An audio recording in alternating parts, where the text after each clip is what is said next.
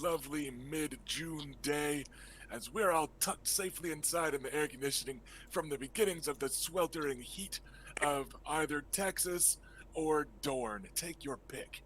But we are picking up today's episode right where last episode left off, amidst all manner of bloodshed and gore and violence and drama and tension and fear, and hundreds of casualties from what was our bloodiest episode ever of A Sea of Spears, because we are currently in the middle of the climactic battle between the Southern Coalition, head by House Nymaryen, and joined by House Dondarrion of Blackhaven, the Danes of Starfall, House Swan, etc., etc., against the nefarious Vulture King. So, last episode, 2 weeks ago, we kicked things off with a very bloody first round of that battle. And this episode, we're going to pick up here at kind of top of round two as the carnage continues. And we've got knights and archers and bandits and infantrymen and all this clashing in the middle of a bloody field here outside Kingston, near the seat of Kingsgrave, which is the home of House Manwoody, that you guys have been sent to assist and protect against the depredations of the Vulture King and his pretty swole alliance of bandit leaders and deserters, and apparently they have received some material assistance at the very least from House Ironwood, which we're going to have to worry about in the near future instead of right now. So yeah, there's a lot been going on. We cut off, like I said, right at the start of the Lady Baela Nymaryen giving orders to this coalition alliance. This first fight, just a reminder for viewers, we are basically doing everything rules as written. We are being a little bit fuzzy with the time, and that it took us like 3 hours to play out the first 1 minute of this battle. So, also in that 1 minute, for instance, Sir Oris the Aurochs killed 100 men. So we're like, maybe that didn't actually happen in 60 seconds. Maybe, Sir Wynn of Wynn Tower and his 20 men didn't kill 200 guys in 60 seconds. Maybe we're going to be a little bit flexible in terms of how long a round is. But in terms of health and damage and orders and all the rest, we're running this combat exactly as it's written in the book, to some mixed results. But if we need to, at the end of the battle, we're going to smooth over any weird rough edges that might erupt from just a weird roll or two. And we're going to keep the broad strokes of the battle just as the dice fall and as the drama unfolds. So, let's do a round of introductions, and let's kick off with the Lady Baela Nymaryen, who is the commander of this Southern Coalition. How's it going, Erica? Who's your character, what you up to, and who is ordered to introduce themselves next? Hi everyone, I'm Erica, and I'm playing Baela Nymaryen.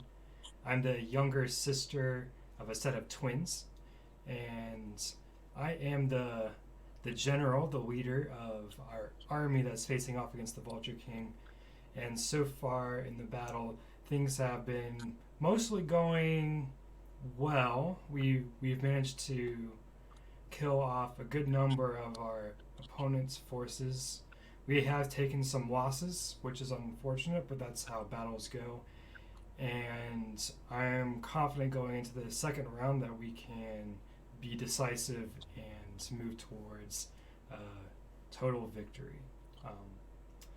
Next up, I will have my older sister, Reyna, go.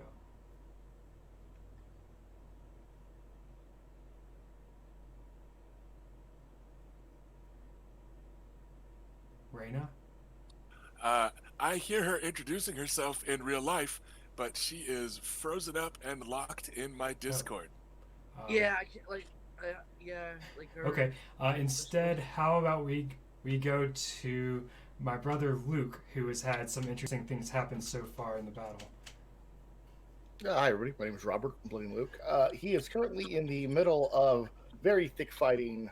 He's taking some damage. He's lost his horse. He's reappeared on a new horse. And there's just blood and mayhem everywhere. Very fun times. Felicia is restarting, so Yeah, I think it's we're gonna go to Adam the Archer next. yeah. Well, hi, I'm Ash. I play Adam Nymaryen, and unfortunately, the first volley of arrows didn't really do anything at all, so that was a bit disappointing. But we've started lighting the arrows on fire, so hopefully next round's going to be really good fun.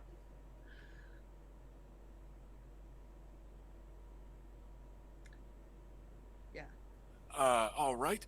That's everyone except for Felicia / Lady Reyna. A quick update on several of the NPCs that are currently running amok. The thickest of the melee fighting that we've seen has mostly been on the left flank of the line, where there was a Nymaryen charge and counter charges, backseat, forthsea, backseat, forthsea, that have resulted in a swirling mass of knights hacking each other to bits, and then a fresh wave of knights surging in on that flank. There was a volley of spears and arrows from some bandit guerrillas hidden on that side. That's GUE gorillas, not like super primates. That'd be pretty cool. Although the next war we get into. Yeah, like when you guys are invading Gorilla Grodd's country. Isn't it just called like Gorilla Town or something? Gorilla City. Yeah, Gorilla City. Not My very man. innovative. Yeah. He didn't name it. The comic writers in the '60s didn't pay much attention to future proofing their stuff. That was one of 12 gorillas to premiere that month in DC Comics. So Yeah, they like their gorillas. I mean, we're not like humanity's not really known for inventive naming, given that that goes back so far. Like Mount Fujiyama's name means mountain, mountain, mountain. Yeah. So we've got. There's like five different rivers in Britain that are called River, basically. Yeah. And then there's the number of new somethings all over the place, of course. So yeah, we've got this swirling fight going on there on one flank that has tended to be the cavalry charges and counter charges. Towards the little bit to the right side of the line, Sir Edwin Wynn led his axemen from Wynn Tower in a fairly madcap charge that butchered a bunch of archers and infantry, and then they were overwhelmed in turn. And then we've had some back and forth from archer volleys that have been just kind of peppering damage all over the place. But all told, casualties on the bandit side, we've got 2 units of archers that have been completely wrecked, 1 unit of guerrillas that is being cut down by Sir Orus the Aurochs atop his Tourney 1 Destrier. We've got a unit of infantry that was wrecked, a unit of light cavalry that's been destroyed, and a unit of knights that are scattered and trying to reform, along with a unit of lighter Dornish cavalry. So you guys have been doing a number on these bandits, and out of character, that's been thanks in large part to the rule of if a unit takes double damage in one hit, like double their total health, you ignore all the usual damage mitigation steps. So that one's been causing a bit of a ruckus here on both sides. both ways, yeah. So how are we doing on casualties on your side, Lady Bela? And then after that, we'll let Reyna introduce herself, because it looks like Felicia's back, but we'll give her a second to make sure everything's working. Yep. So on our side, we had some infantry from House Dondarrion get disorganized by taking a lot of damage, and then they were rallied back into formation, and so they're fairly heavily damaged, and not in great shape. Um, Rusty mentioned the cavalry charge by Sir Wynn and his axe wielding knights. That unit has effectively been destroyed, and the fate of Sir Wynn, as of yet, is unknown. A unit of Nymaryen cavalry, our elite unit, has who was commanded originally by my brother Luke. He that unit has also been summarily destroyed. Luke has since taken over the cavalry unit that Sir Oris was commanding, and that unit of cavalry is from House Swan. There is also some damage on that unit of cavalry that Sir Luke is commanding. There is also some damage to the unit of cavalry that Reyna is commanding. And other than that, we're doing okay. So we have some injured cavalry, a few destroyed cavalry, and some injured infantry. So for the record though, just remember that charge of the Tower Win Axemen could have been on the other side. If you guys had not roleplayed so well on that daily visit, those Axemen could have been working for the Vulture King instead. So even if they did kind of go in like a torpedo and then get deleted, like at least they killed 200 of the Vulture King's men instead of 200 of yours. Right? So, still good math. Still good math. They went down like Yeah, they went down swinging. So let's now check in with the Lady Felicia, who is playing the Lady Reyna. How's it going, Felicia? Connection working? I I didn't know that it wasn't working before, so I kind of hope it's working now. It's good. I can hear you. Okay, good. So I'm Felicia, and I play Lady Reyna Nymaryen, and I'm the heir to the house, and I'm out here leading in a cavalry unit, and you know, doing stuff. But I think it was arrows that gave us our damage. We took some a volley from one of their archer units. I think it was. Rude. Huh? I just tipped in and just said rude. Rude. So rude. Correct.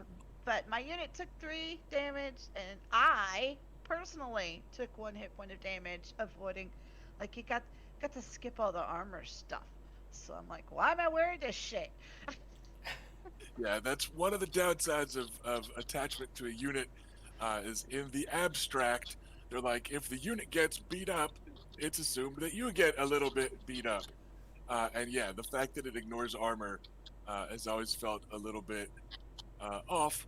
Lots of small things feel a little bit off in this this battle mechanic.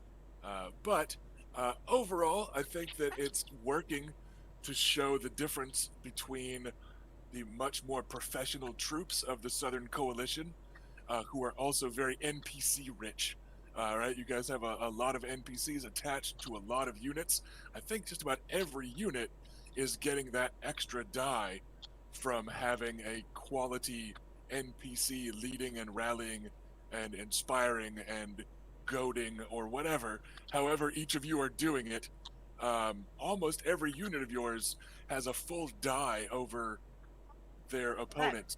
And that's on purpose. I mean, we deliberately built an alliance over here, and we deliberately tried to wreck theirs by taking out their sub bosses. Yeah, You know. so I think it's playing out about like it should for the quality of troops and the fact that you guys then had a very busy week of trying to kind of declaw the Vulture King's forces. So we're griping about it a little bit because there's a lot of rough edges that could be smoothed off. But overall, I think it's getting the job done, and we're almost ready to get back in it. Before we Add do something that, real quick before we start. all right, go ahead, go ahead. I just wanted to say, House Nymaryen, we weaponize friendship. We Well, because weaponize friendship is friendship. magic. So I heard that. Two quick things having to do with today's date. One is it is Robert's name day. So everybody wish Robert a happy birthday. Yay! Thank you, everybody. If you look on the stream right now, there's a special image that has just been posted. Love it. Oh, very nice. I'll take it. Horse. Brilliant. I couldn't find one with that Nymaryen hair, and I didn't have time to mess with it in like paint or something. But I'm like, it's a topless Game of Thrones character with a name day celebration. It's pretty perfect. We'll stick with that one. I can do a lot worse. Right?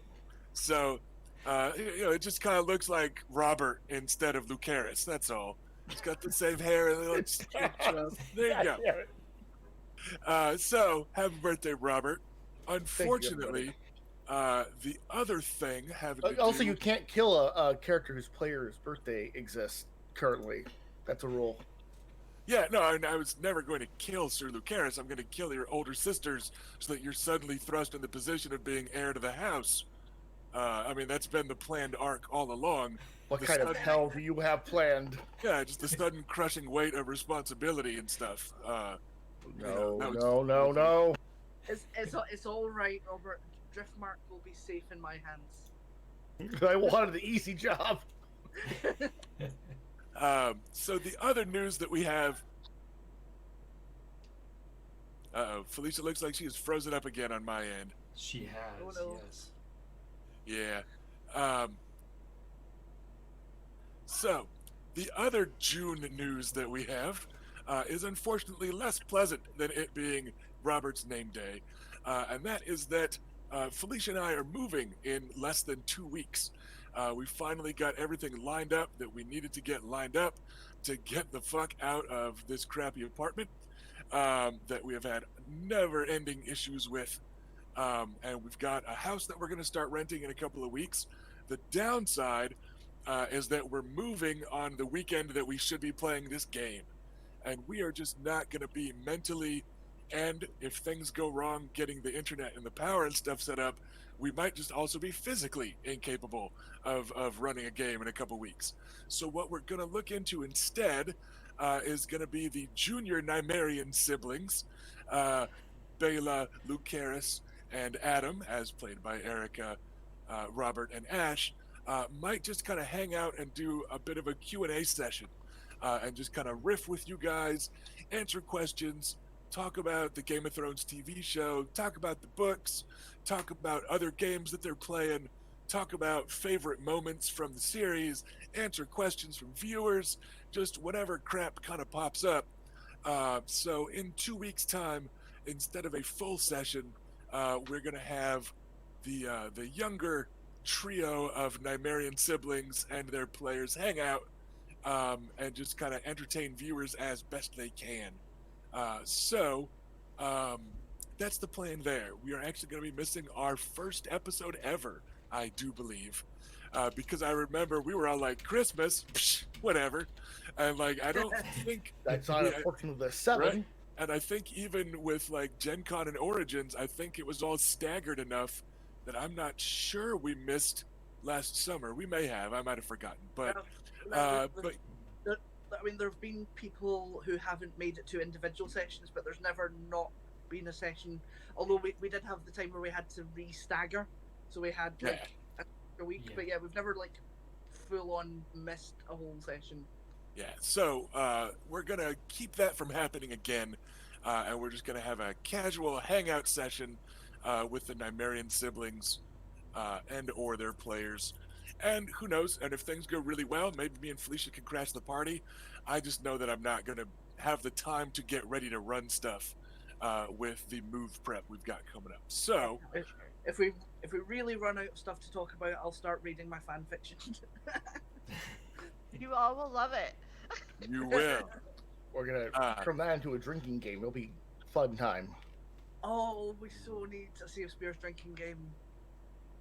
So, with that out of the way, let's hope that in 2 weeks' time, when these players are hanging out, it will be a reflection of the cheerful drinking being done by House Nymaryen as they celebrate the victory of their Southern Coalition against this nefarious or perhaps misguided or perhaps overreaching Vulture King, Sir Jonathan Sand.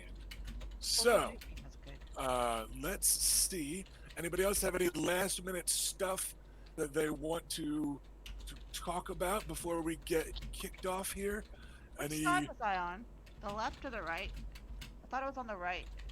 Yeah, from my notes, you are attacking on the right flank. Luke, and then Edric and Oris are attacking on the left flank. Sir Edwin's cavalry went more or less down the middle, but they were a little off to one side. According to my notes, we were all on the left flank. Me and Raina and Oris's former men, but then Raina took off towards their infantry. Yeah, On the so left side, obviously. Yeah, so she's moved off to the other side, but yeah. Alright. Overall, you guys have, the bulk of your cavalry attacking on flanks. Some cavalry went, the vanguard went kind of blood crazy and went right up the gut, which is probably going to happen. But yeah, you guys have cavalry fighting on the flanks. You've still got your archers protected in the middle. Both sides are lined up in pretty conventional Westerosi tactics style, with infantry and then archers and then reserves in the center and cavalry on either wing. So it's For the been a record, pretty conventional fight so far, and you guys are ahead. For the record, over on our Sea of Spears Shadowcasters channel, over in Discord, the Discord chat thing, Robert posted a little battle map that he imagined Maester Ferris was scribbling up as it was happening, and it's really kind of cool. I kind of love that map. I don't even know why, Robert. Yeah. Just consider a fan work. If I mess anything up, that's not official canon. It's not what Rusty's going off of. But yeah, either scroll up or I can post it again if anybody's in that channel. There you go. Yeah. So, without further ado, then, let's hand the camera and the spotlight off to the Lady Baela Nymaryen, who is just about to pick up with, let's make sure we're getting the right step here. We are done with unit leader placement, parlay in terms, initiative. We have no siege weapons, which is step 5 of a fight. We have finished step 6 of the second round, which is first player actions. And we are starting with step 7, which is orders, which is where we're going to begin with the back and forth of Baela versus Jonathan Sand. So, Lady Baela, what is the first order of round 2 of the Battle of the Southern Coalition against the Vulture King? First thing is archers getting to fire their arrows. So, Adam, continue firing. Betwang. All right, get your dice out, Adam. And I do believe that this was a volley of burning arrows, which is going to be pretty dope. And it's going to remove the mantlets that are in front of the archer, well, presumably archer unit that you're going to be shooting at. Yeah. Because those... Hopefully. Yeah, they have one unit of archers that remain. So this is kind of our sniper duel of the day. Is the Red Rose, the Vulture Queen, overseeing her archers against young Adam the Archer of King's Landing fame. But the Vulture Queen brought some wicker mantlets that her troops were hiding behind that largely protected them from that first volley at the start. So let's see if these flaming arrows make the difference. Yeah. Either At way, the they're very gonna. Yeah, at the Right? very least, I'm hoping to set the mantlets on fire so that the next round will, they'll have less defense. Yep. And I think what we were going with was if you completely flub the roll, like if you manage to roll all ones and twos, it's a clean miss, nothing happens. If you hit, or if you would have hit without the mantlet defense bonus, then we're going to say the flaming arrows hit the mantlets and the mantlets will be destroyed. So Okay. if it is a successful attack against the archers, then that's also going to overcome the mantlets. But also, if you miss by the 5 defense points that the mantlets give them, we're going to say that the arrows are hitting the mantlets, and if nothing else, those will get wrecked. So, what's our super ninja badass marksmanship roll looking like, Ash? Well, because it's the unit, it's 4d6, keep 4, so it's actually less than if Adam was firing by himself. But well, hopefully it'll still be okay. And is this with the +1 die for Adam being attached? It is not. So There roll you go. 5, keep 4. Roll But 5, it- keep it- 5. Oh. Yes. Except the extra one I rolled was rubbish. But But still, it's +1 at least, right? So yeah, that is 20 total. 20. All right, give me one Oh wait, second. hang on. Oh no, that's for a command check. Ignore me. Oh no, wait, hold on. If you're attached to the unit, you get +3 to the roll. Does that apply to this? That's for the leadership discipline rolls. That's Okay. for giving the orders. Sure. Which Okay. technically you were supposed to do before they shot, but the odds of you failing it are really, really low. So No, I'm I not don't. gonna worry about I don't think you need to do it if it's a continuation. it. Yeah, so Right. I think we're fine. So that was a total of 20. Is that correct? Yeah. All right. They are combat defense 9. The mantlets make them combat defense 14. So a 20 is a hit and an extra degree of success. And Excellent. now I'm going to erase the mantlets. Fuck those Burn, mantlets. baby, burn. So the mantlets are off, Burn, but baby. they were still there for that attack. So what is the base damage of that archer unit? 5. Okay.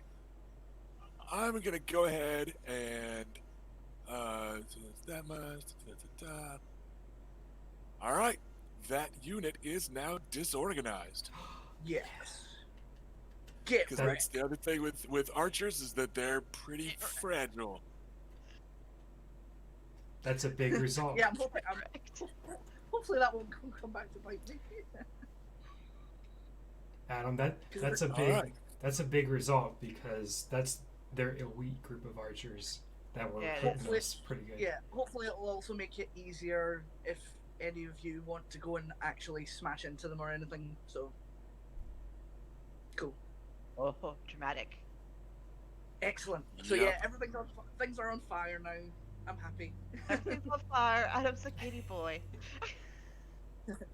Turns out we've awakened a new passion in young Adam the Archer. He's like, wait, it's not Oris I love, it's destruction. It's fire. Fire. Do, do, do, do, So to keep the camera there, and because this is the Red Rose, who is kind of a Uh-oh. spiteful, vengeful creature, she's not going to organize her unit. She's going to order them to shoot instead, because she is not a strategic, tactical thinker. I'm She's just just going to a have her flaming bitch. basically. She's just going to go off the reservation here, Red and hair.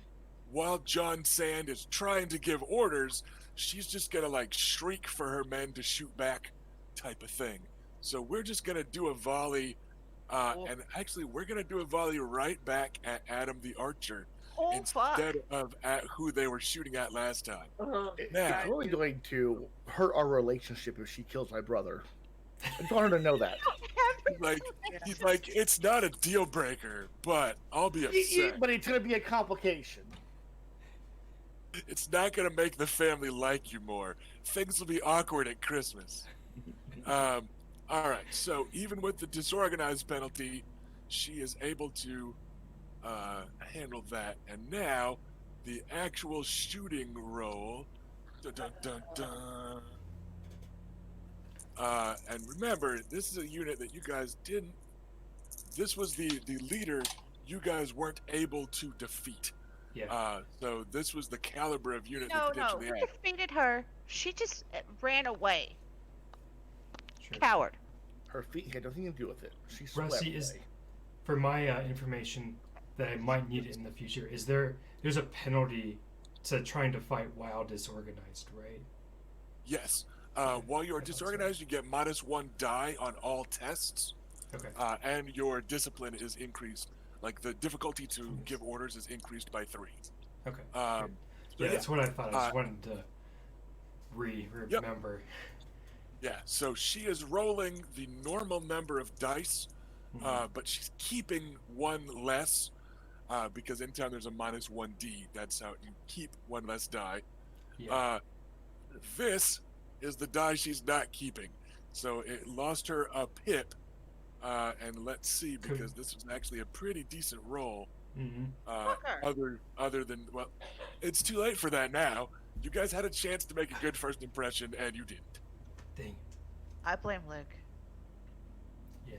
Because Robert's not Okay. here. Well, I don't know. He's He wanting did to what he defend normally himself. does, and like he approached her naked, right? Like Yeah, Yeah. like it's his standard starting It move. usually who works. knows why women wouldn't like that?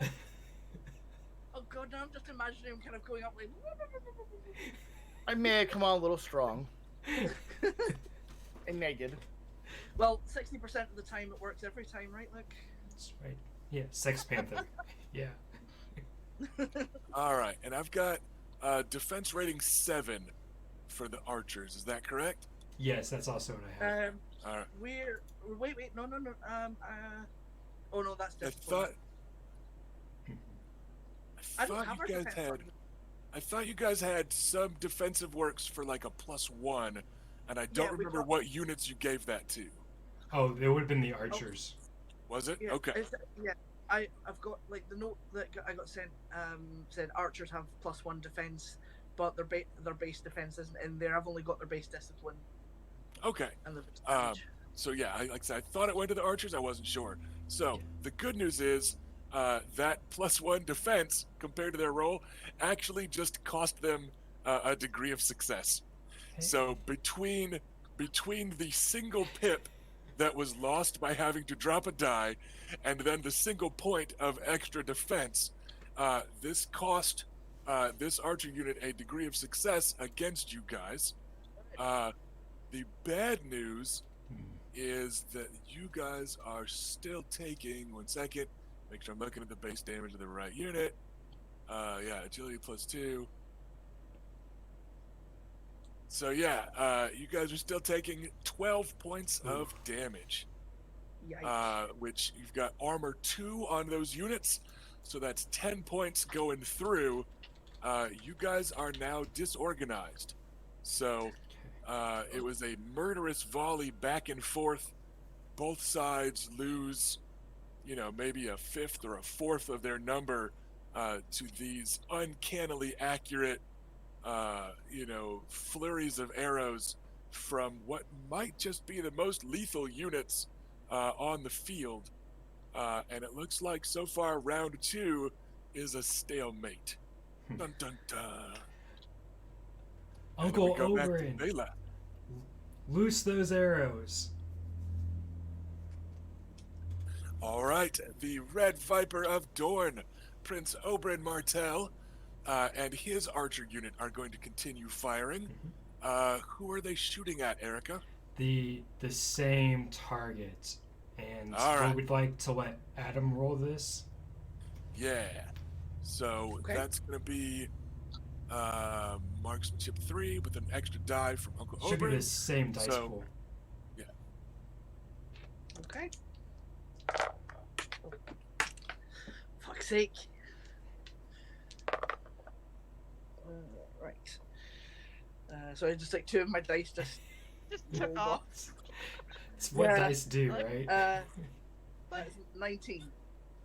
Good. Nice.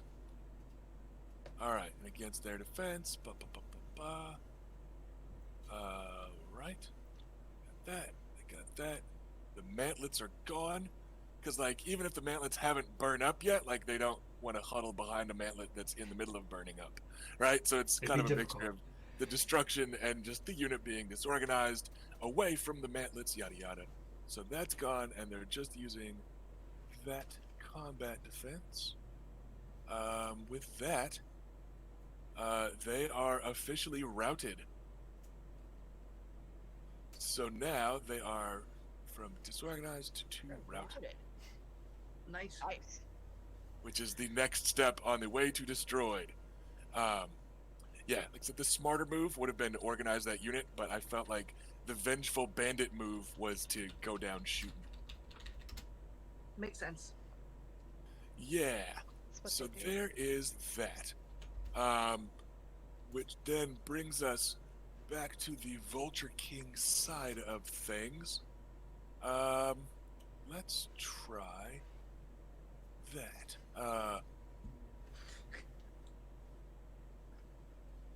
All right, we've got Oh no, not that. Never that. we've got an Anything NPC but leader that. on that's actually not terribly far from that unit. So he is going to try and give a rally order to reorganize that unit. He is not a very good leader. He's no Balin Nymaryen or Jonathor Sand. So 1 second as I double check the discipline here. They are a very good unit of archers though. So there's that. Second, as I'm double checking, I know it's a +3 if you're disorganized. I don't know if there's an extra discipline difficulty for being routed. I'm not seeing one. I think it's just the +3 for being disorganized. So routed, I don't see that. Formation changes. I don't see anything else about discipline. So that unit of archers has been rallied. You hear a horn blowing. Felicia, what are you doing? I'm trying to show Locke what we're up to today, since he Okay. decided to come see us. Like, are we supposed to be able to read that? Because we can't. I could in the Twitch channel. It's Okay. Okay. So that unit of archers is now back down to disorganized. Elia, loose arrows. You hear back a shrill, "You're not the boss of me." Okay. Not really, but you know. And actually, you hear her yelling and cursing and goading her men into better, with that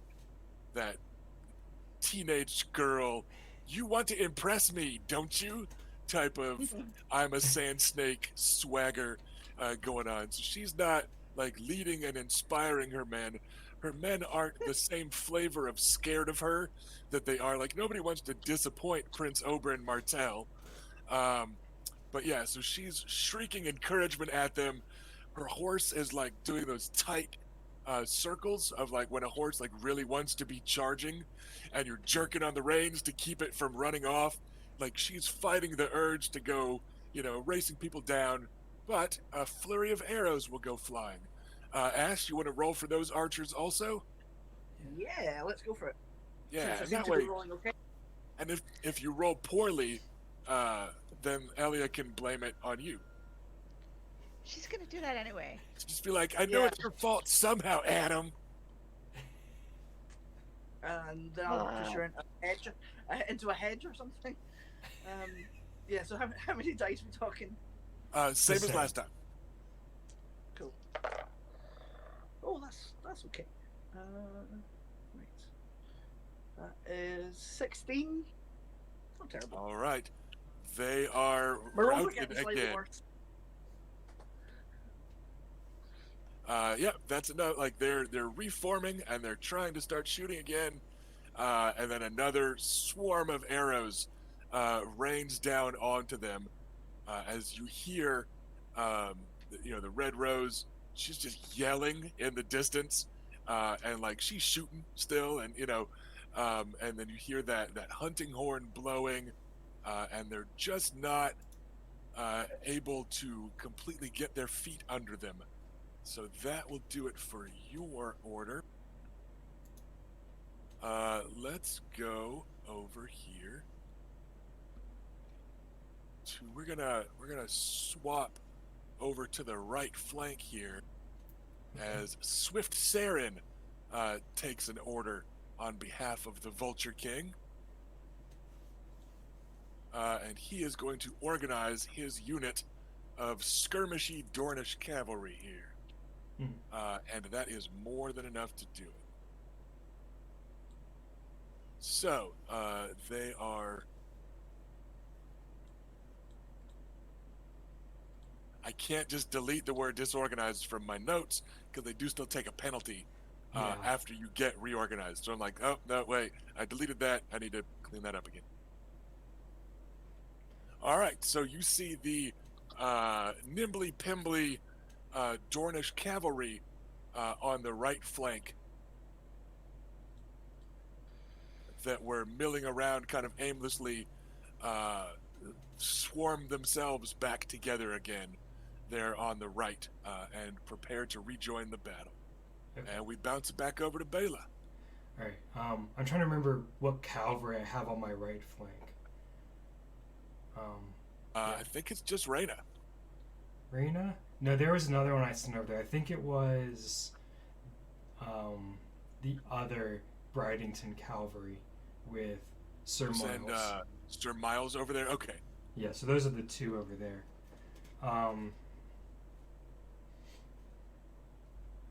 I'll have Sir Miles send his cavalry to intercept. So to charge back into that skirmishy Dornish cavalry? Yes. All right, 1 second then. He will leadership roll. That is your green unit of cavalry, right? But like they're still cavalry. That's They're correct. pretty good. Still, yeah, pretty decent discipline. So yep, that is good enough. All right, he successfully gives the order to charge. Bela, you want to roll this attack? Or rather, Yeah. we'll just do this. Bela, who do you want to roll this attack? Oh, we'll let Luke Harris roll this. You will have. Okay. Let me just count this up. 6 dice, keep 4.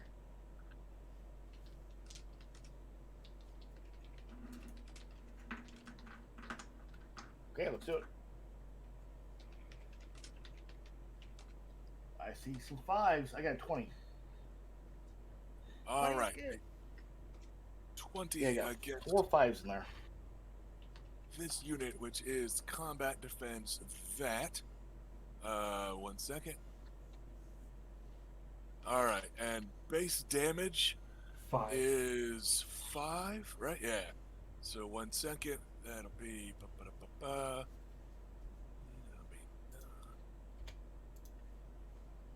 They are once again disorganized. So they're just milling around. They get back into a battle-ready formation. They start to ready their lances and stuff. And then here come a couple dozen House Nymaryen knights, trained by Sir Adam Bridington, who has lived his whole life in the saddle.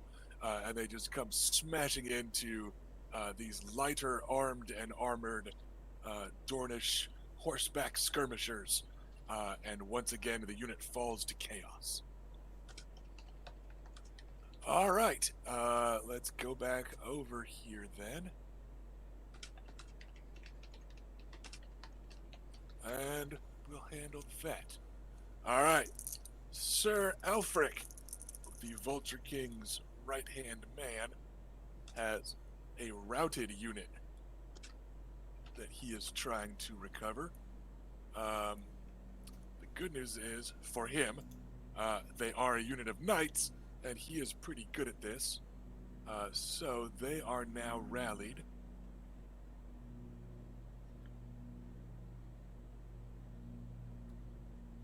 And just a quick bookkeeping note. The disorganized and reorganized and disorganized unit the Dornish cavalry that you guys just finished with, they're now at a -2 on things. So each time they get disorganized and reorganized, that happens. So it's kind of like a wound in that the penalty sticks around, and if they are disorganized and reorganized and disorganized enough times, they count as destroyed. So it is still bad for them. But you do also see that unit of knights that's in that swarming melee over there on the flank with Edric Dane and the Knights of Starfall, and Sir Lucaris and the Swan Cavalry. That unit is rallying around their leader, Sir Alfric, and they are forming up. And back to Bela. Okay. Let's go with Sir Lucaris himself, who's over there around that unit that is rallying up. And let's I'd like to very much hit them. disorganize them again. My pleasure. This is the guy who ran down my troops, so let's return the favor. What are the dice on that unit? Because I didn't have them recorded. Yes. Let's see. Let's see. You They're fight 3 and my yeah. So it'll be roll 7, keep 4. yeah.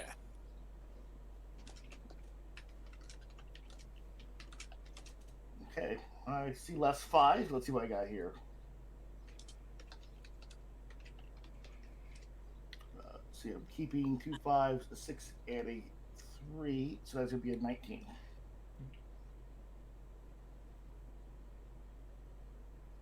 Yeah, we, as I kind of gather the troops up, we aim right towards them before they can reorganize and hit as hard as we can.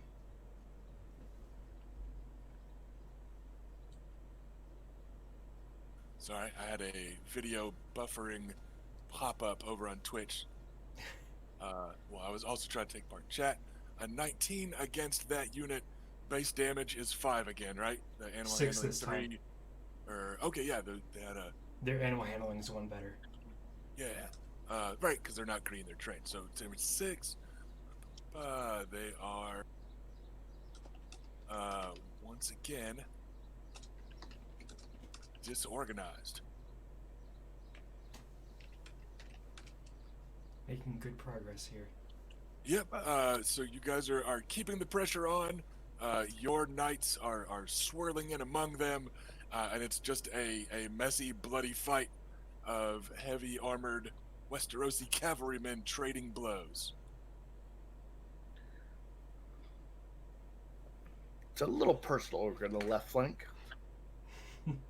Yeah. We've been. Oh, it's just he yelled out my name when he originally charged my group. I'll yell out his name. Yeah, because like he was trying not to. It wasn't like a backstab. Yeah. He was just. It was being it was a direct. nightly charge thing. So we'll say you two are kind of carving your way towards each other, nice and dramatic, that type of thing. You okay, Felicia? Oh, he just rolled herself off the couch. Is she okay? It's fine. Check on her, monster. Don't laugh at her. I would fall. She learned that from her mama. I'm sorry. She doesn't ever do stuff like that, so. I don't think you are sorry. Since you're laughing at her. All right. Still on the left flank. We're gonna try and keep the action where the action is, and we're gonna have their. We'll have a unit of those guys go rushing in. A bandit unit from their reserves is gonna go charging into that swirling melee of knights over there.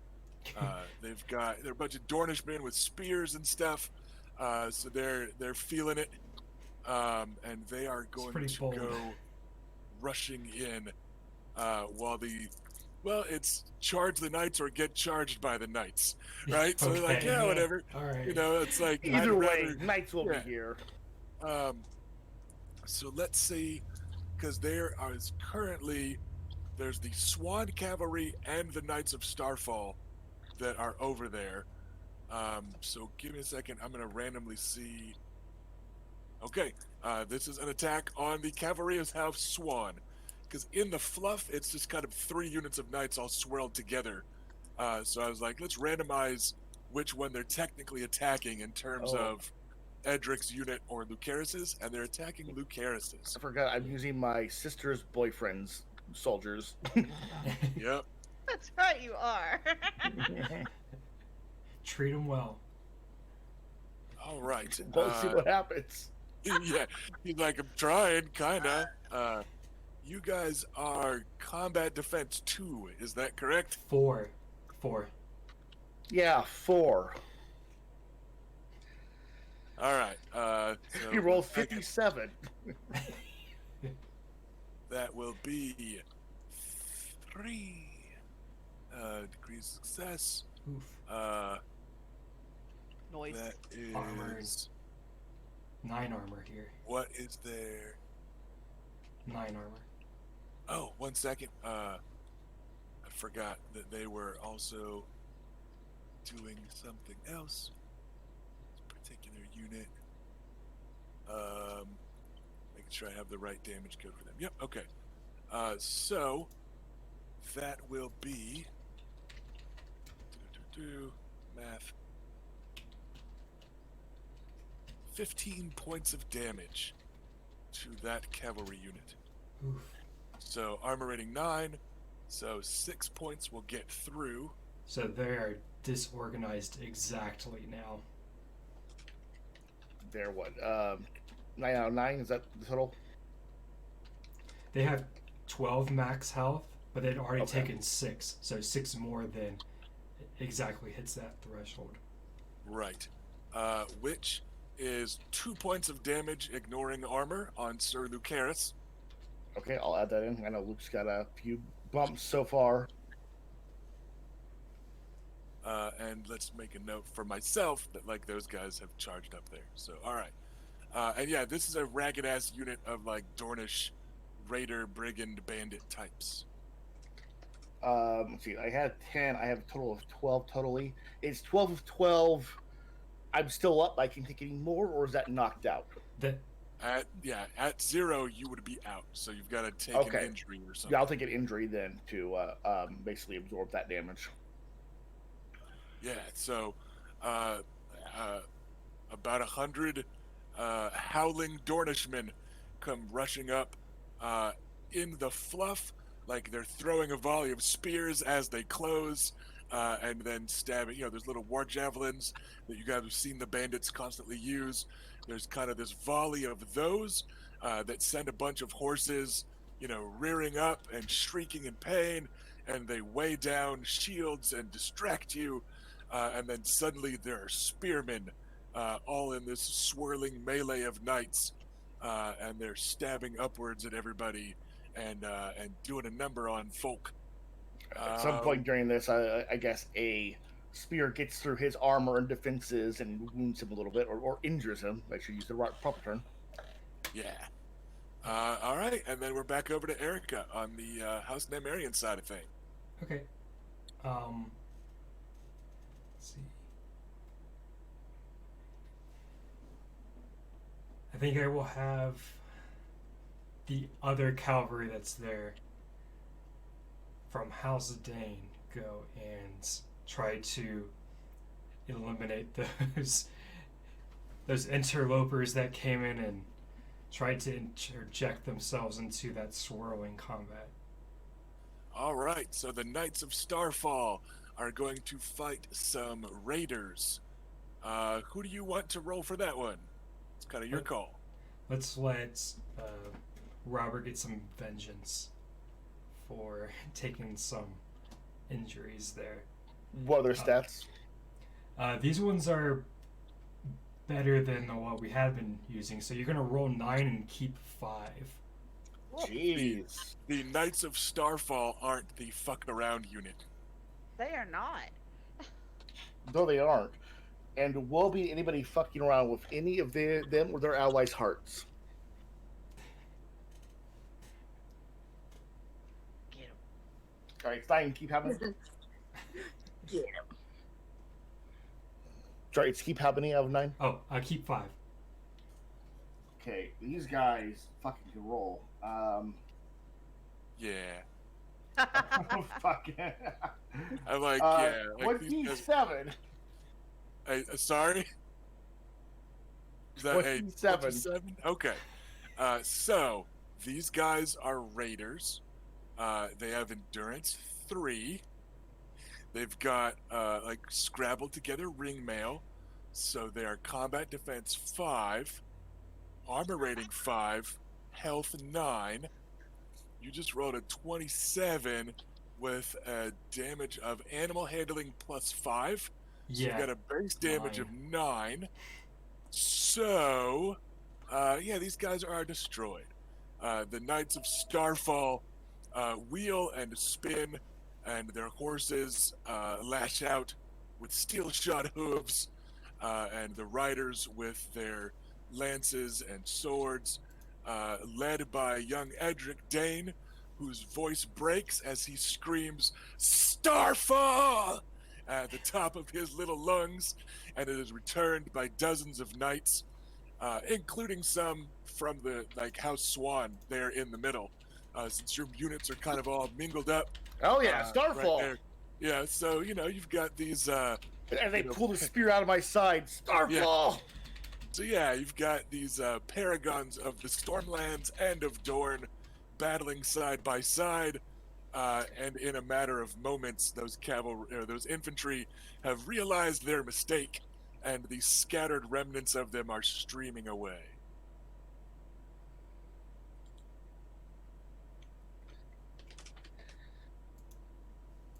So not too bad. Let's then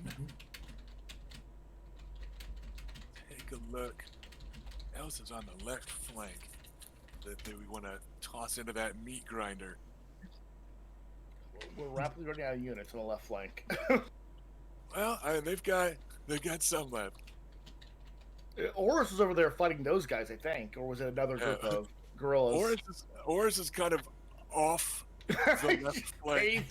Made the line for the yeah. Like because they had a unit of guerrillas over there that ambushed you guys, that he nominally one shot. But we're gonna say he's chasing them down on horseback for a while, so Oris is AFK for a bit, because killing He's 100 men in 60 seconds is a 100 of them. little bit silly for a low magic setting. He's not riding a fucking dragon, right? You'd have to swing 2 times a second almost. Yeah. Every swing in death blow. So that's why we're just gonna say Oris is chasing them down, and those guerrillas are rethinking their life choices and are functionally off the edge of the map in wargame terms, right? Instead of Oris killing them all, he's just kind of chasing them. But that was a distinct set of guerrillas from the ones that just got charged, right?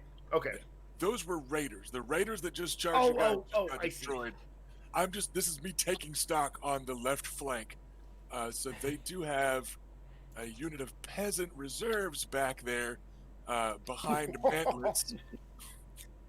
But they do also have a unit of infantry still on the left and the center.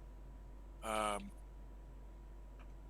those infantry are standing their ground to protect the archers and the peasant reserves behind them. So those infantry are not going to attack. They are following their orders to hold the battle line and, do their thing. So the infantry on the left flank aren't going to, but there is a unit of criminals on the left flank that I love that's a are military unit. going to. Yep. I figured I couldn't make these guys all infantry and stuff. I'm like, let's toss in some raiders and some criminals and some, you know, and in the abstract, the units all largely look alike. It's not 100 men with the exact same stuff, but yeah. But all I'm picturing now are guys in white and black striped suits. Yeah, and, like they all just they chains, balls and chains on their legs. that they're wielding like morning stars now or They flails. turned into morning stars. Yeah. Yeah. Well, So very all clever right, of them. these guys. All right, the passive awareness of that flank, because I should have rolled this earlier. That is gonna do it. I don't think any of the units anywhere near them even have awareness as an attribute, because that's only archers.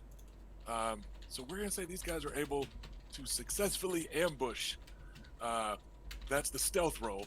Now let's try the actual ambush order, and this is where it gets kind of funny, because criminals have a discipline modifier of +6, and the ambush order is an extra +3.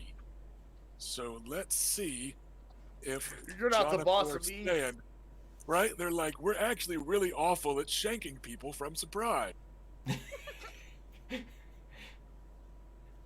Even though that's what we are built for, since we have endurance, fighting, and stealth. I won't do what you turns out told they're me. actually I not love good. stabbing people, but if you tell me to do it, I'm Right, not yeah, going like- to just because you No, told me to. No, my boss. So 1 second. They are looking for. All right, no, you got it. All right. So the ambush is successful. Oh. All right, we'll shake Still them has- this time. Yeah, but not because you told me to. You're not my You real want dad. to? So let's do evens odds again, because there's the Knights of Starfall and there is the Swan Cavalry over there. Oh boy, Luke could sure appreciate somebody else taking some damage. All right, it is the Knights of Starfall. This time they rolled 4. So 1 second. They are. All right, fighting 4. The ambush gives you +2 These are very damage. skilled criminals. And when you're ambushed, you lose your awareness from combat defense. So they will be defense 2 against a 4-die attack that comes up all 4s and 5s. So 1 second here. That is a 19 against defense 2. Is going to be 4 degrees of success. Criminals have a base damage of athletics +2, so that'd be 4. But it is an Not bad. ambush, so their damage is 6. So that is Hmm. 24 points of damage on the Knights of Starfall. Oh no. They Whoa. are armor rating 9. Is that correct, Erica? Yeah, so they're disorganized. Yeah. So as they are trampling those small folk spearmen raiders, a nearby unit lunges up from out of hiding, and a fresh wave of javelins and spears slams into that swirling mass of steel and horse flesh. And for the record, they also just did 2 points of damage to Edric Dane. So if anybody wants to throw tack nukes at that unit of criminals, they hurt Yes. your new cinnamon bun. So there you go. They hurt my homeboy, Edric. They hurt Okay. Edric. My He took boy, 2 man. points of damage that his armor did not help him with. So I'm just saying, everybody needs to murder them. Yes. And we Right. go back over to Bela Um, as I try to pick up a die without falling out of my chair. Sir Garrus, attack those ambushers. Those damn criminals. Yep. Well, I can't tell they're Alright. criminals from where I'm leading from. They're wearing the white suits with the black stripes. Oh, okay. They all have Oh. a number on them. They have the green armbands. I only know about the prison complex from like cartoons. Sorry. Alright. That's the thing DuckTales. What about? So, Sir Garrus has a unit of trained Drinkwater infantry. We want to let Felicia roll this one. Yes. She hasn't gotten to roll Really anything betray yet. us. So, all right. This is going to be fighting 3 plus 1 because they are led by the gallant Sir Garrus. So it's going to be roll 4, keep 4.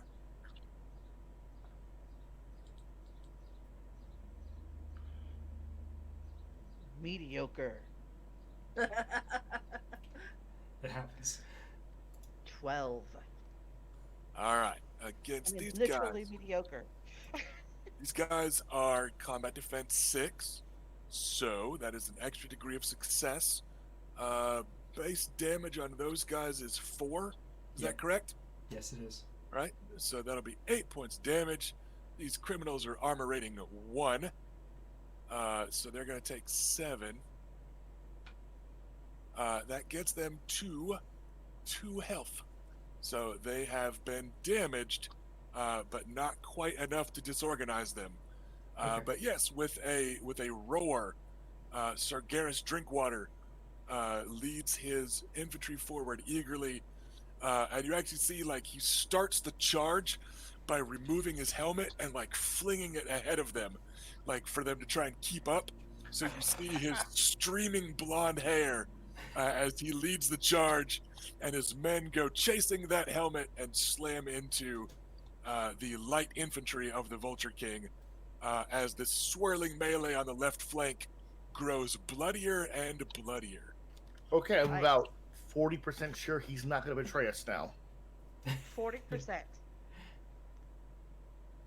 He I did mean- attack some like very light That's up units. 20. Like he could have been attacking, I don't know, that unit of Swan cavalry with Lucaris attacked with an ambush bonus for +2 damage, and then just been like, yeah, I don't know, Dornish spearmen did it. That got Yeah. the 40%. Yeah, Yeah. not doing that got the 40%. So,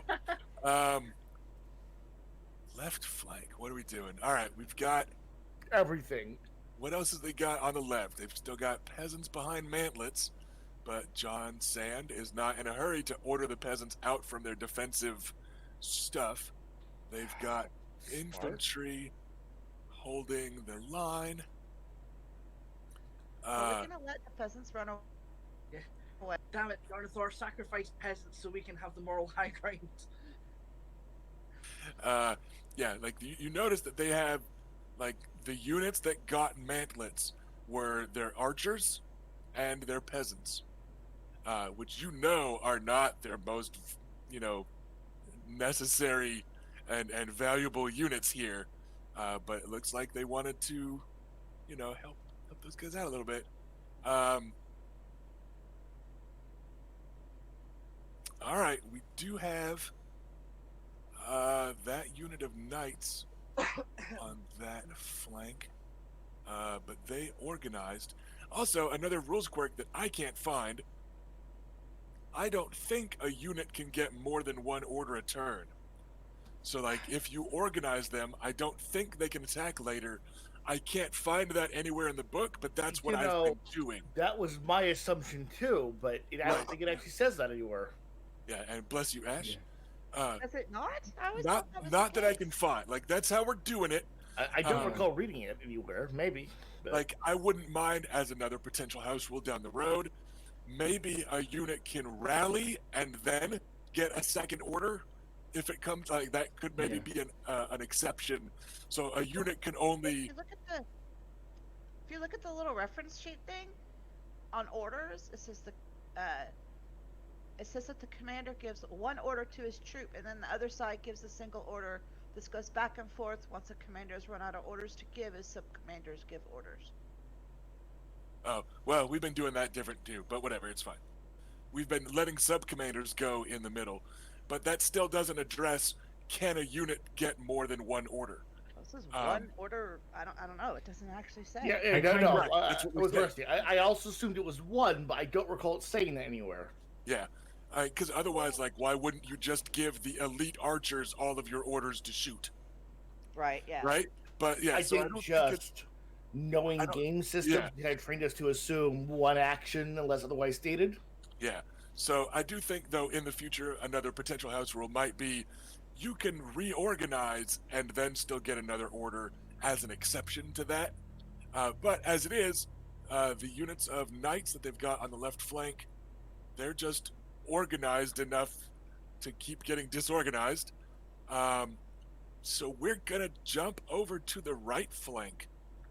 I think we're going to go to the other extreme here because they don't seem to be investing anything more in the left flank. So Jonathan Sand will raise his sword arm and gesture with it after circling it overhead, and he points, and their unit of Dornish cavalry on the right flank comes charging in at Rhaena Nymaryen's unit. Oh no, not the unit.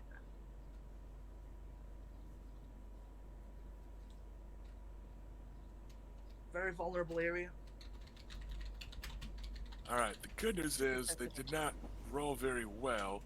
The bad Good. news is they're cavalry, so they get to drop a bunch of those dice because it's animal handling. So that's still going to be a decent total for them. Fuck you. I mean, not with that attitude.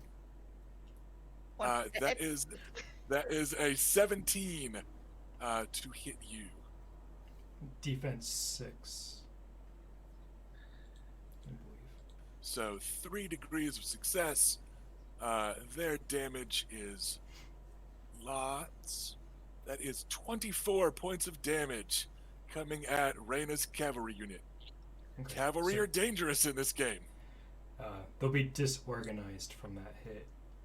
How much is that total? 24 after the armor or defense or whatever? It's 24 before armor. Yeah.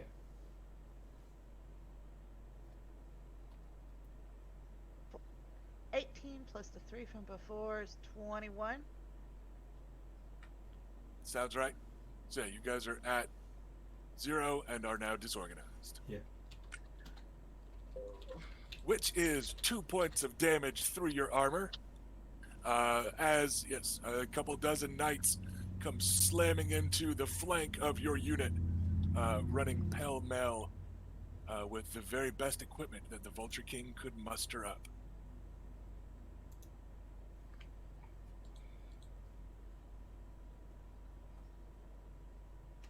Gives us back to Bela. Okay. I would like to have Lord Dondarrion come to the rescue of Rhaena by Oh, charging boy. his cavalry over. Awesome. Let's go ahead and let Rhaena roll that. I get to roll for my own rescue. You're a strong, independent woman. Don't need no man. I'll take the help. Okay, we're But gonna roll it. his knights will be useful. Yeah, so this will be Montrose- a roll 7, keep 4 dice. Let's go ahead and add 1 to the total when you're done rolling.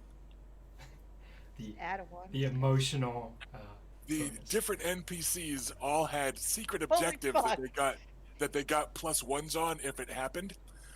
So like Sir Edwin Wynn being the first charge on your side, they got a +1 on that. So there's been a few little times like that, and this happens to be Lord Barrick fighting alongside her for the first time. Gets a +1 on it, How many Aw. am I keeping? keeping 4. 25. So romantic. I rolled 4 6s. Nice.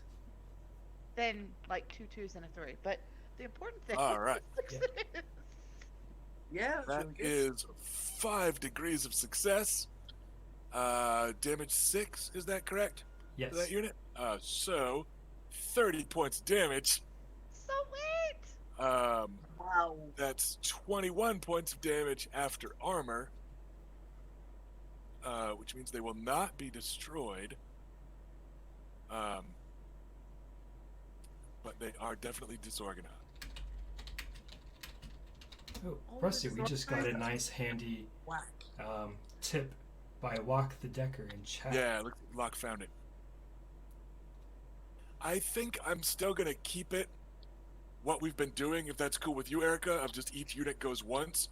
Because to me, Yeah. the downside of that is that it just means like I'll get a unit of veteran knights, and they're gonna act like 5 times because why wouldn't I? Right? Like it feels weird Yeah. to. I But- figure, I mean, if- like, so for me, I like it where each unit can make like one attack during the round, and then after, Yeah. either before or after that, or throughout the round, you can give them as many other orders, like for formations, rallying, all these other things that you want. It's But so yeah, long as you have it's like- orders out to give, right? Because there's that action economy of Yeah. how many total Yeah, I orders like you that. have.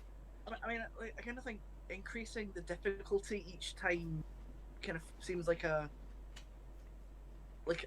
good enough limit on that, because like going up difficulty 3 each time, like Adds even up with a fast. good warfare, even with like a good warfare score, that's gonna get like by like after like you've given a few of those orders, that's gonna get really difficult. It does to an extent, but I do like the idea of just one attack, basically, like one attack or trample order, and then other stuff is allowed at the +3, because like I said, it's another thing that cavalry are kind of crazy with, in that, Yes. like, you know, a veteran unit of cavalry with a character attached are literally going to start with negative discipline difficulties, and like you could give them a good like 3-4 Mhm. orders before you're, you know, needing like a 6 or a 9, right? Yeah, So and yeah, then I it agree. makes them even more the really dumb good, right? So yeah, good looking there though, Locke. You get 5 XP, Locke. Good job. Yes. So that was Lord Beric Dondarrion leading the Knights of Blackhaven in a cavalry charge and cutting his way through some Dornish knights, so that he and the Lady Rhaena like have their horses like side by side, like facing opposite directions, and they're like shielding each other's flank and hacking away in this swirling battle on the right flank. And we're gonna keep the action on that right flank, as John Sand uses an order to the unit of guerrillas on the right flank. I knew it was, Ooh. like, it's gonna happen. Just win. They had a bunch of light little skirmishy dudes. That is a successful ambush. So, in the tall grasses on the far right flank, let's do a volley of war javelins. So 1 second, that is marksmanship 4. And I think the only 2 units over there are the Knights of Blackhaven and Rhaena's Knights, right? Like Yes. those are the 2 friendlies in that melee. I'm going to evens odds it again. Do you want evens or odds to be your unit, Felicia? Odd. You rolled even, so good job. You got your boyfriend attacked. God damn it. There was no answer. There was no right answer. The only winning move was not to play. So that's going to be 4 dice coming at them. I almost turned off the camera just to be an ass. They're going to be combat defense 2 because they lose their awareness to this, because it's that. Okay. That is not a stellar roll, but it's probably enough. That's a 12, so it's going to be 3 degrees of success. Gorillas do agility +1 at this range. 3, it's going to be 12. Or sorry, it's base damage 5 because of the ambush. So 15 points of damage going into Lord Beric's cavalry unit. So Okay. that's going to be 6 after armor. Yep. I think that's the first damage they've taken. That's correct. It is. So It's some damage, but it's not a disorganization or a rout or anything like that, because that was a Mhm. pretty mediocre roll. So that could have got a lot worse. But yeah, the Vulture King is showing his hand on either flank with a few more units from hiding, uh, revealing themselves to try and damage your knights. Okay. I am going to use my first personal order to attempt to organize Reyna's cavalry. All right, You get it for let's me? give that rally roll. I don't know what the roll is. I don't know what the difficulty change is for it. Let's see. Reyna has a unit of trained. Um, so that's. Well, I have a cavalry. 16, so that's probably enough, no matter what. Yeah, you're good. You're good. That is definitely enough. It's 'Cause, roll yeah, warfare against the unit's discipline. yeah. So- The base discipline of a trained unit is 6, but they're cavalry, which knocks it down to a 3, and they're disorganized, which knocks it back up to a 6. But yeah, rolling a 15 solves a great many problems in this game. So, yeah, Bela is able to. That gives I don't them know. some health back, though, doesn't it? Because they're not. Oh, sorry. I thought they were they disorganized, or were you just doing the health one? My bad. Oh, they are disorganized. So I wanted to Yeah, make so them you- not disorganized. So that just Yes, sets them so what at you- 0. Yes, it puts them back to like organized and at 0 health. But then they still keep the -1 die. Yeah. That penalty from being disorganized, they do lose the +3 difficulty from being disorganized. But you keep the -1 kept die, Gotcha. kind of like a wound penalty.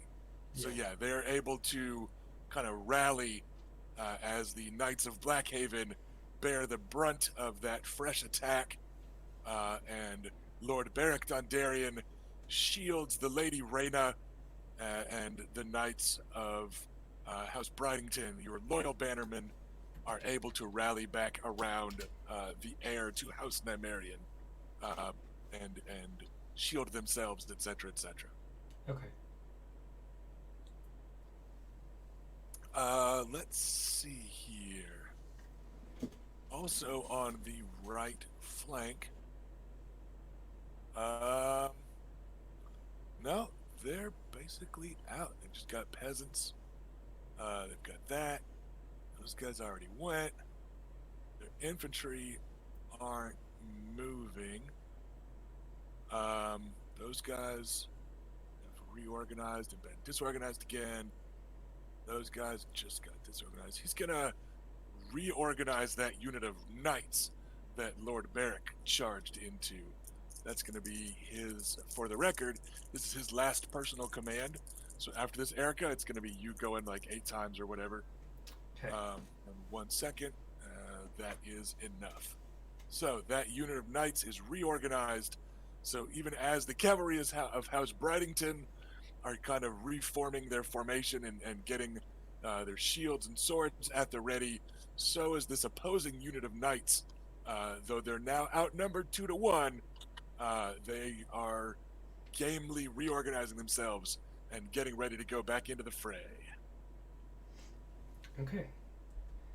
So we have a lot of other things here to still go through.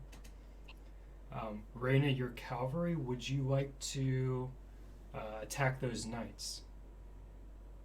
Actually, I'm telling you, attack those knights. That's better. I will He's like, do I don't know. Oh, maybe. I don't want to do that. Like, all right, but not because you're telling me to. Dang. Well, Not let's this do again. this, the smart thing to do. Now, I haven't rolled for my unit at all today, so I don't even remember what I roll. I think it's 4. No, it's going to be 7, keep 4. These are the same Because- dice I just rolled like awesome for with Barrick, and now let's see what it does for me. Well, and actually, it's going to be 4. It's going to be Keep 7, three. keep 3, because you're down a die from Down a the, die. Yeah. the stuff. But the base is 7, keep 4. Oh! 18, All right, that's not too bad for 3 dice. right? And I 2 guess. 5s and 2 2s. So that's a pretty darn good roll, I mean, that's 3 6s. right? All right, 1 second. That unit is damage 6 by my notes. Yep. These guys are combat defense that. You're sitting on an 18 right now. Yep. Hey, chat, what do you say? Should the Lady Reyna get a secret +1 for fighting alongside Lord Beric Dondarrion? If she also had a secret +1 hiding up her sleeve, that's another degree of success on this attack roll. So the first non-player to answer in chat, should Reyna get the +1, yes or no, will decide. Non-players. Yeah, I'm not gonna let just Felicia go like, yeah, she should totally get it. All right, Give her bad extra nug. speed too. Bad Nug to the rescue. So that makes it a 19, which is enough for an extra degree of success against this unit, which with a base damage of 6 is kind of a lot. That makes it 4 degrees of success, 24 points damage. Their armor makes it 15. And even after armor, they are disorganized once again. Nice. Okay. So they're losing several more of their knights in this swirly melee as the Lady Reyna cuts one down, and her forces surge up around her and Lord Beric, and they push the enemies back a bit more. That unit is now sucking some real penalties. And unfortunately for the forces of freedom and anarchy in Dorne, as I mentioned last time, that was the last order on the Vulture King's side, that last order that he gave. Because again, you guys killed several lieutenants, and you guys had more just to start with. So the ball is still in Bela's court as the hurt Friendship. keeps on coming. All right. Would we like to have our guerrillas on the right side engage their guerrillas on the right side? Because I'm thinking that's what I want to do. Push the ambushers? Yes. Yeah. That seems like a very Dornish thing to do. The ambush Doesn't roll it? is fairly difficult though. Is it a +3? +3. But Bela's not bad at this sort of thing. I'm going to say Bela's got to roll this one. Yeah. Because Well, we've we got have no like a leader. friendly NPC.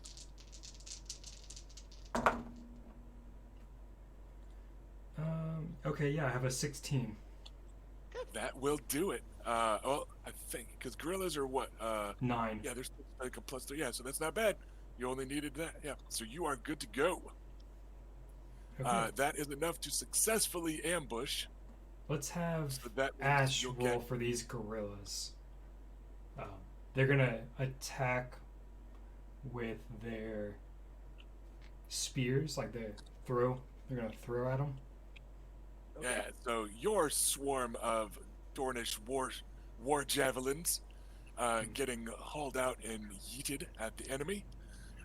These guys are going to be combat defense 7 against this attack.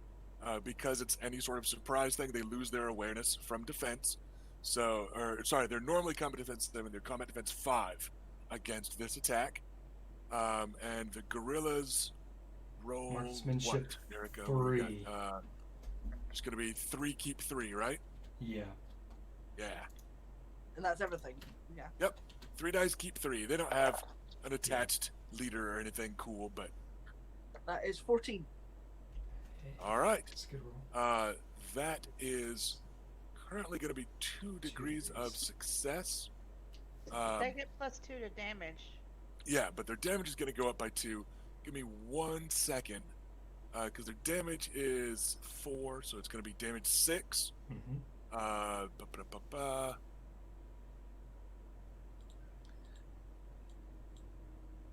That is going to be 12 points of damage right now.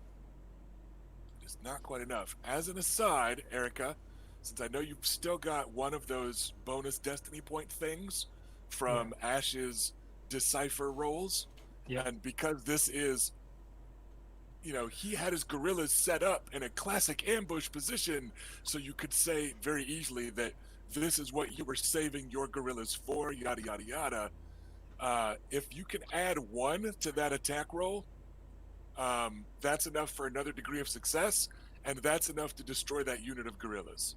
So that's the math that I was double checking. So Okay. that I forgot. that's where all you're about at. those fourth ones.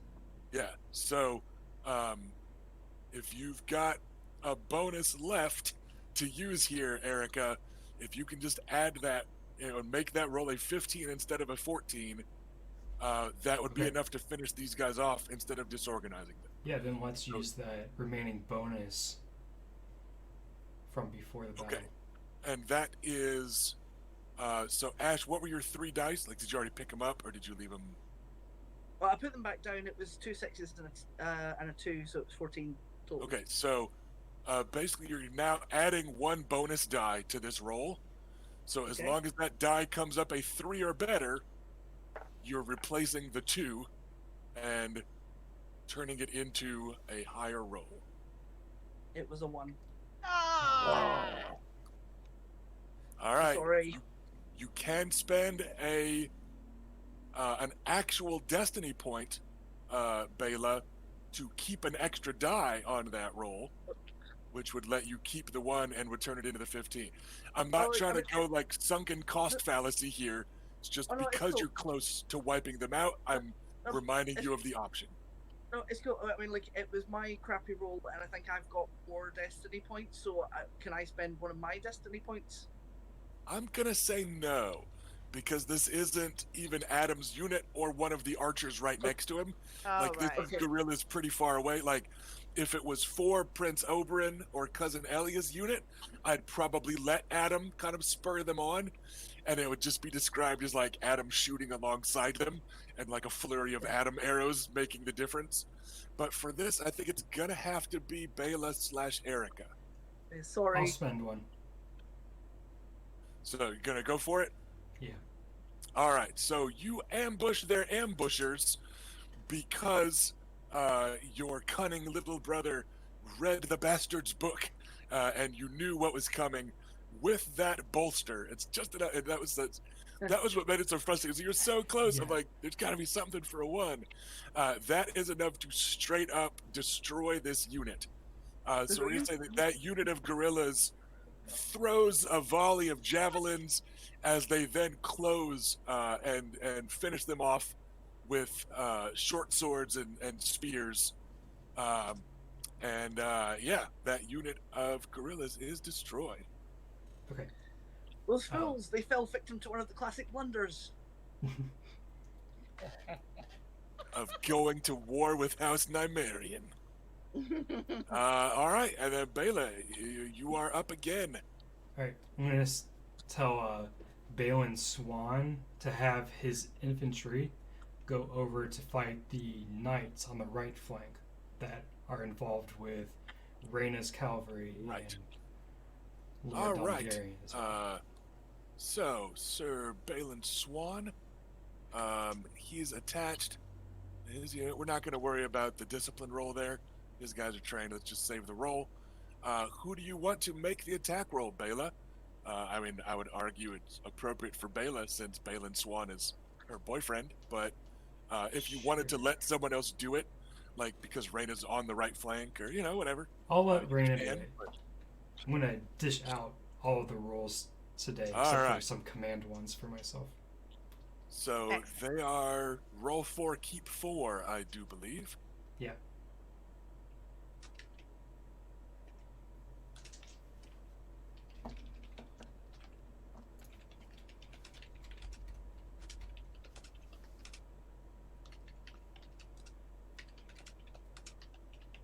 Clickety click click. Sorry.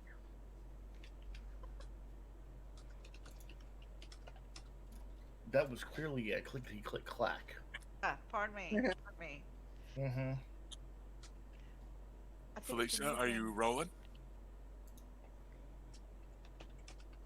Erica. Yeah, Who's rolling? you are. Yeah, it's you, babe. Yeah, I'm trying to dish out all of the rolling. Since I'm in command, I don't have to do the work myself. All right, how many? Sorry, 7. It's Four. No, it's roll 4. These are infantry, not cavalry, so they don't get all the The animal bonus handling. animal handling nonsense. Okay. Yeah, like everybody else gets to roll cavalry. If it's infantry, Felicia doesn't. What the It's- fuck is wrong with you? Can't have. What? Okay, roll 4, keep 4, right? So I've got 11, 12, 14. All right, that's not bad. These guys are combat defense 4, so that was just enough for another degree of success. Yes. Balin Swan's unit is damage 5 because they are burly Stormlander boys. That is 15 points damage. These knights are now routed.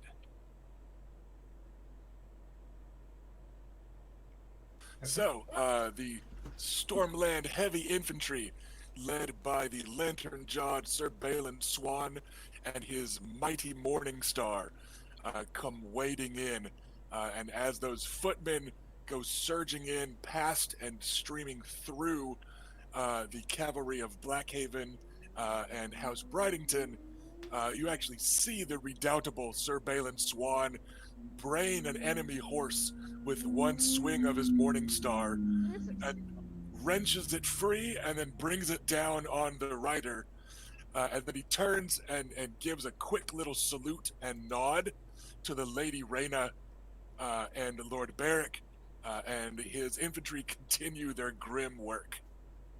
Fucking hell! Like I thought hitting the horses was a no-no. Do what you Yeah, gotta do sure. when you're an infantryman fighting cavalry. Yeah, you're at a severe I disadvantage. guess. Yeah, I suppose it's evening the odds. You can bring that out at their wedding, though, like as an objection. Yeah, you know, He attacked the horse. What do you Sir- think, Elia? Sir Balin, the Stallion Slayer. Damn. Let's see. The final infantry that we have moving forward, because I'm leaving 2 back with the archers, just in case, is the House Ironwood infantry. They are green, so I will have to give a command to them to do this. Yeah, and we're gonna go ahead and make your roll for this one Yeah. because they are, I believe, the worst unit you have. Like, I'm Aside pretty from sure our they're- support unit, yes, they are the worst. Wow, another 16. I keep rolling a 6, a 5, a 3, and a 2 every single time for this. It works. Hey, if none of them come back, it's okay. They're So going it is to a go to the. successful command. They're going to follow Sir Garrus's infantry onto the left flank into that big melee, because Sir Garrus got into combat and didn't quite disorganize his target. So this is Sir Alfric's knights on the left flank. Okay. Correct? I believe that's who is still over there. It's them and the raiders got destroyed. There's criminals over there also. Oh, that So was do it. you The want- criminals. Yeah, Do you want him Yeah. to attack the criminals or the knights? the criminals, because looking at their stats, I don't think they're going to do any damage to the knights. Better odds. All right then. All right, who's rolling these 3 fighting dice? Ash, go ahead and roll for these Ironwoods. Yep. These Ironwood men. Yeah, I mean, since you killed the heir to House Ironwood, like now you get to order his dudes around. Yeah. Let's not tell them that. Pretty sure that's the rule. We only half killed them, like 4 No, times. no. Adam totally killed him. Yeah, I mean, Adam's not going to be like leaning on this. Some say that, others say Adam half killed them. The fall to the ground half killed them. Yeah, Well, he the doesn't thing- get all the the thing is- half-killed bullshit. That's just me. It's a minority opinion, but it's what Maester Luke holds. Well, if anything, he has to insist he full killed him even more because Elia is insisting that she full killed him. Oh yeah. Elia- That's not on. Elliot didn't say she killed him. She just said she beat him. And yeah, it's still annoying. I mean, she was the one in front of the guy in the horse race. You were way behind the guy in the horse race. Yeah, doing the actual work. Anyway, It's right. You can beat him. You can be the master of beating him. yeah, I beat him permanently. Right, is it 3 dice again? Yep, 3 dice keep 3. I noticed you calling Adam the Archer a master beater, even if Adam didn't. Yeah. And because it's your birthday, I'm going to call it out as my gift to you, Robert. It was a pretty sloppy pod. Filth, utter filth. That is 10. Not very good, unfortunately. All right, 10 on the attack roll. Just like an Ironwood would do. These guys are combat we defense tried. 6, but that is still going to be a basic hit for damage. 3 points of damage. Right. These guys are armor rating 1. No, wait. Watch this. They're armor rating 1, so 2 points of damage get through. They were at 2 health. So Oh, they wait. are exactly disorganized. Like the minimal effort from House Ironwood, who sent you guys like the rookiest motherfuckers they had, and then remember that they got ambushed and like starved and dehydrated all the way here. So this is, green infantry by stat line with their athletics 2 and endurance 2. Like they're scrawnier than like Adam or Reyna. And they were just barely able, though. They have now disorganized this unit of criminals. Well, This is how Raina felt when she half killed the other Adam. Well, I mean, in those guys' defense, I don't think they know that they're like the kind of lackluster effort being sent. I think they're doing their best. Yeah, I mean they're proud to be a part of this coalition. They They're don't know the they're the unit- worst group.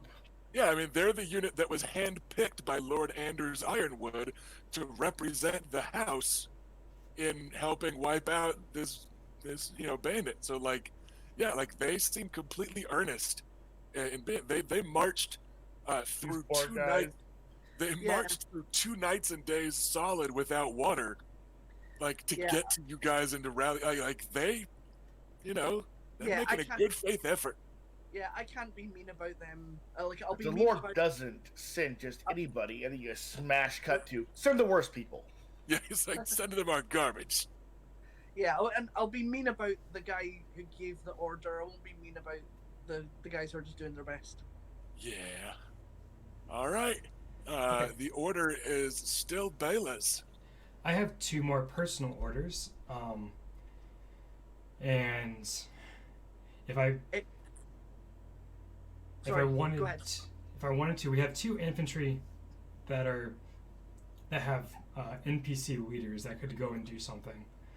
I'm thinking my personal order should be to undisorganize or rally 2 of our troops.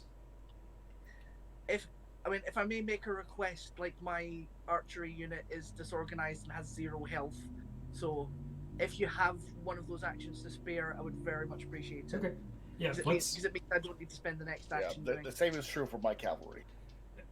Yes, and Lord Dane's cavalry as well. So I have 2 actions, and there's 3 of you. So Who do you like the most? family. So, which of you wants to keep Edric Dane in danger? I'm gonna say get forget about me. I'm fine. Aw. Help Edric and Luke. I'll be all right. He's like, just rally Edric's twice. Help him. Help him, Erica. Okay, well then I will go with the 2 cavalry. I will rally Lord Dane's cavalry, which is a hefty all right. leading. They're 3. veteran knights. They're fine. Like I'm not even gonna make. I have the 4 dice roll. and I need to roll 3, so Yeah, done. like they're good. And then the Swan trained cavalry that Sir Lucaris is on, I will need a 6 on 4 dice. Yeah, let's And go ahead and we're roll good. that one because there's a chance of failure. Yes. I have a 13. All So they're right, also both of fine. those units are reorganized. Their leadership is back to normal, or their discipline, excuse me.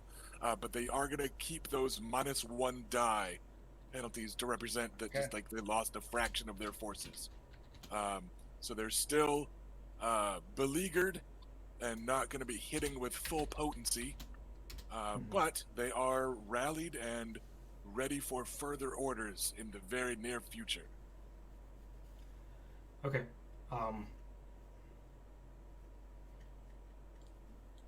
Yeah, kind of.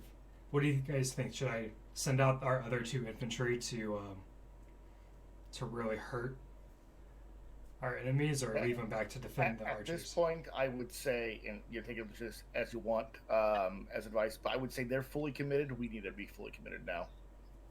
Okay. Yeah. Then As far as we know, anyways, they are. let's see. All right, Alison Mormont. Her unit of infantry that she's leading, some trained Ondarian infantry, will go to fight the knights on the left flank, the Sir Alfred. All right.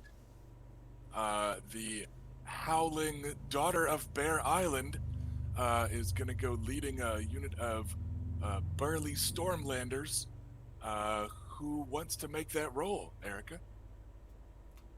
Let's go with Lucaris.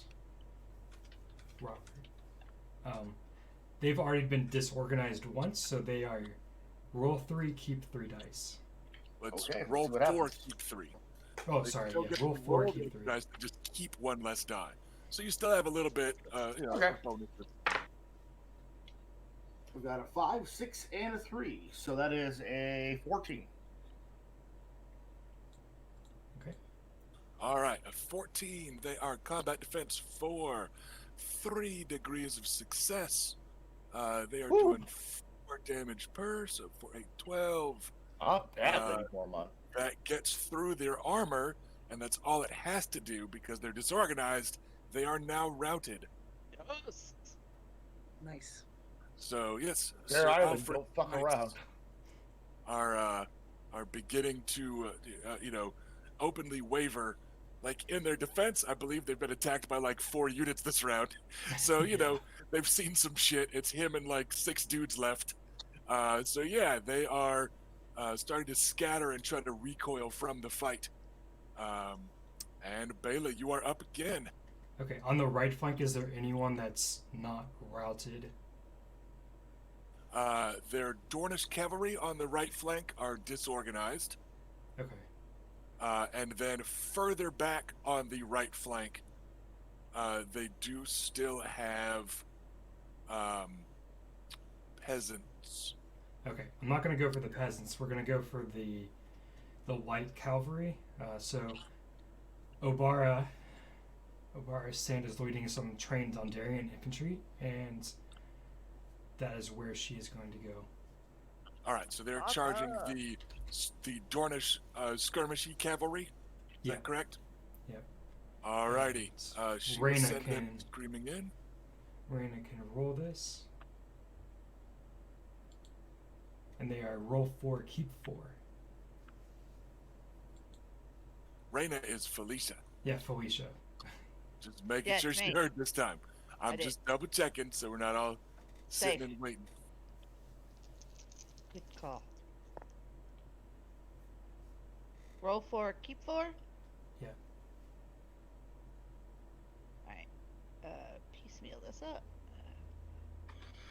13. All right. They are combat defense 7, so that is 2 degrees of success. Damage rating 4. Is that correct, Erica? Yes. So 8 points of damage. That'll get 2 points through their armor, which is not much, but they're already disorganized, so they are routed. Any damage when disorganized routes you. So, so they've currently got 2 units. 3 units. All their remaining cavalry are on the cusp of being gone. That's it for our side then. All right. So then, let's see here. At the end, because now the turn is over, because Mhm. all the orders have been given, Yes. which means any routed unit now sprints away from the attacking units. So, the archers in the center, which are like the Vulture Queen, the Red Roses archers, they're going to go running back at just archer foot speed. So they're going to still potentially be able to be reorganized in the future, I'd say. Because they're also having to move through the units of peasants. So I'm just going to say that kind of slows them down enough that her archers are not off the field, even as they're running backwards. But we've now got knights, and Dornish cavalry that are all sprinting away. And a sprinting cavalry unit is pretty freaking fast. So what I'm gonna do, let's see here. We are going to erase one unit of knights, and we're gonna keep one unit of knights around. Basically saying that the remnants of those two knightly units have narrowly reorganized themselves at the back edge of the battlefield as the Vulture King moves to kind of reorganize them in an extra phase at the end of the round. So they're going to drop to disorganized, and we'll say one unit of them vanishes into the other unit, and he is now going to be attached to them, which is some shenanigans, but I feel like they earn some shenanigans since every round ends with Bela taking 6 actions. Those bastards have learned the fusion dance. And he now needs to give them like a rousing Mighty Duck style speech before they go back in. Mighty Duck style. That's I forgot what the game was really about. We are Well, vultures. 8th time. Fly together. But the light and skirmishy Dornish cavalry does light and skirmishy Dornish cavalry stuff, and they scatter off the edges of the map. They are not made Wow, of racist. they're not, yeah. They are not made of the stern stuff that knights are. So, and we're gonna say that in the fluff, their horses are also a little bit faster. They kind of should be. So, you guys have them down pretty low here at the end of round 2. That has all happened. And under second player actions, that was the shuffle going on of like the take command type of stuff. Because second player does their special actions after all the orders fly. So that's going to be John Sand, the Vulture King, taking over that unit of knights.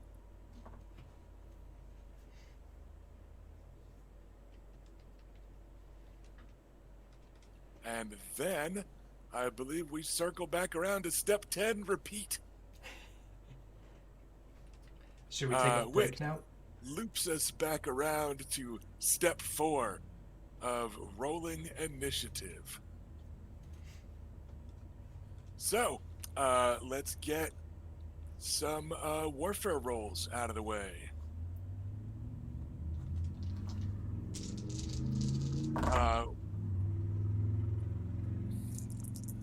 And we are going to roll initiative and get things ready to go for the next round, and then we're going to take our break. Okay. I have a Just for the 13. While they take a break, let's attack so we get an extra set of attacks in.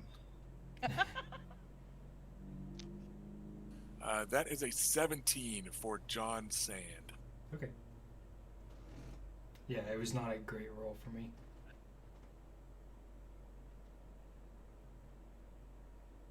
Okay. So that's initiative. Step 5, siege weapons, taken care of. Step 6 is going to be first player actions. They can organize and rally disorganized and routed units as one of these actions, not as an order. So 1 second as he attempts that. This unit of knights, that is a roll with some 6s in it, so that will do it. And then we are moving into step 7 orders, but we're going to take our break first. So the action ends before our commercial break with the young bastard knight of House Dane, Jonathor Sand, rallying the heavy cavalry on his side as the rest of his units are. Oh wait, sorry, 1 second. The Red Rose is also going to try and rally her archer unit in the distance, and that was an actually absurdly good roll. Yeah, she got a 17 on 3 dice. Bitch. You'd rather have her roll that here than on her next attack roll, right? So if she's Yeah. gonna get 6s and 5s, that's the time. So yeah, the Vulture King rallies his heavy cavalry, and they begin to spin around and prepare to charge. And perhaps seeing that, the Red Rose, the once Vulture Queen, the flame-haired archer bandit, also gets her murderous band of snipers to plant their feet and begin to draw back their bowstrings. And now we're going to cut to a commercial. We'll be back here in a couple minutes, everybody, as we move on to the 3rd round of this combat. Lots of took 2 people have hours. died really fast. So see you guys when we get back from this break. Okay.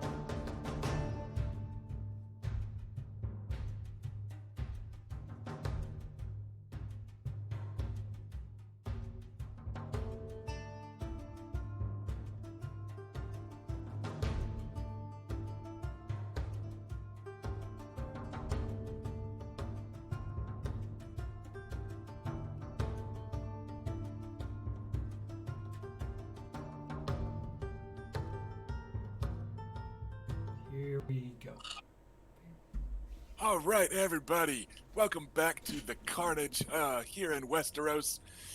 It's just not a Song of Ice and Fire game without a whole bunch of gratuitous bloodshed, and we are bringing that to you in this story arc.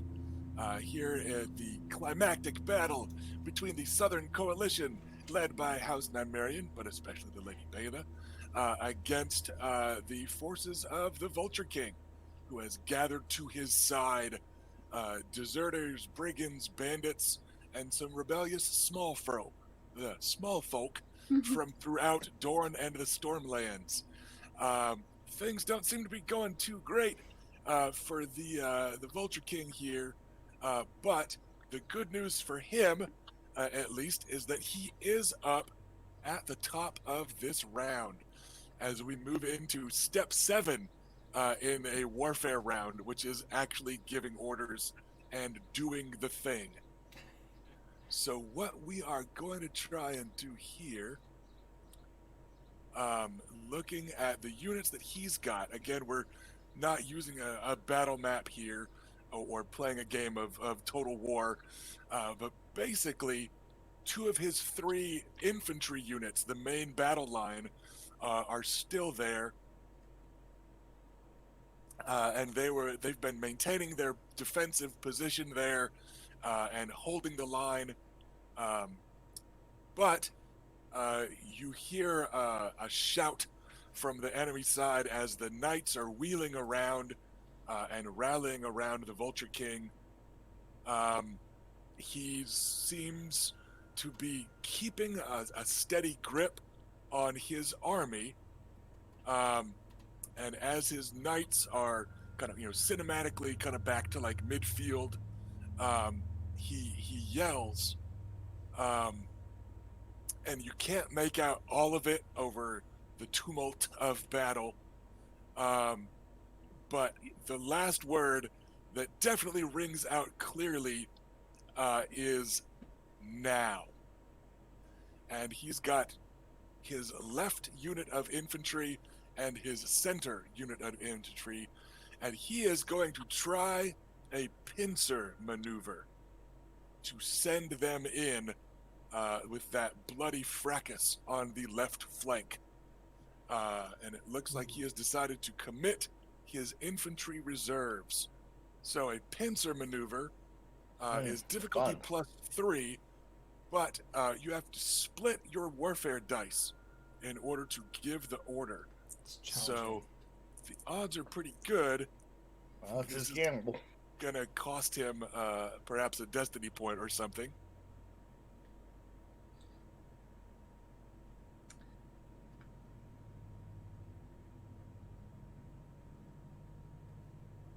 All right, sorry, 1 second. I had to reset my initiative or my order counter. All right, so we have a 10 will work there, and then this one he has to drop because that's a bonus die, but that is a 12. So all right, the pincer is successful. So now the units may make an attack with +1 die. So the bulk of his infantry line breaks out of their defensive postures, and they go rushing into that swirling melee that's been taking place just off to the left of the center of the battlefield here. Let's get a recap on the Nymaryen side. Who all is on that left flank right now? Not me. I can't remember what side I'm on. You're in the Luke is to the center. left with on the Swan Cavalry, I believe. Allison's and- over there. Yeah, and Alpha Adam's Mormont's over there. Yeah, Adam's basically in the center. But yeah, like Allison Mormont led some infantry up there. We've got Edric Dane and the Knights of Starfall up there. We've got Lucaris's cavalry up there. Garrus Drinkwater's infantry up there. And And the Ironwood infantry. the Ironwood Ironwood infantry. infantry. It is a fucking mess. There's a lot of people there. So let's see. So what's supposed to happen with a pincer as written is that both units attack the same enemy unit. What I'm going to do instead is randomize each one because we've got 3 units of infantry and 2 units of cavalry up there by my count. Is that correct? Like that's what everyone else is I believe settling that. on, Yeah, that should be right? right. Yeah. So I've got a D10 that I'm going to roll as a D5 functionally. And of course, it's a 9. So the bottommost unit on the list that's up there, Sir Garrus. yeah, is going to be Sir Garrus. So 1 unit, we'll say this is the center infantry, the way I've got their 3 delineated. In my notes, I now have attack drink, because that's the level of detail that I'm putting in on keeping track of who is doing what. No, wait, Um, that's what we're going to do after the battle. Yes, we are. Hell, if they Char- stop stabbing me, I'll do it now. Charge drink. They are going to come rolling in on the infantry of House Drinkwater, bannermen to House Ironwood. Oh fuck, that's a 20. They're Okay. rolling for. They're rolling for, keeping 4, and they got 6-4, 6-4.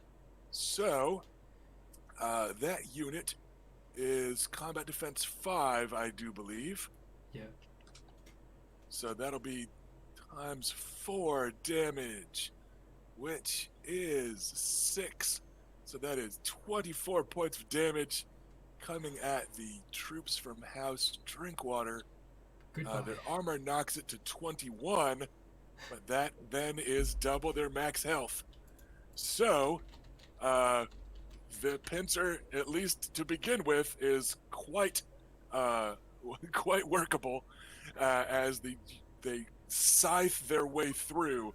That center unit kind of pivots and swings and sweeps into the flank of this new battle line that is constantly amorphously shifting and changing as units are disorganized and reorganized. I could check if it's definitely rotated to the right.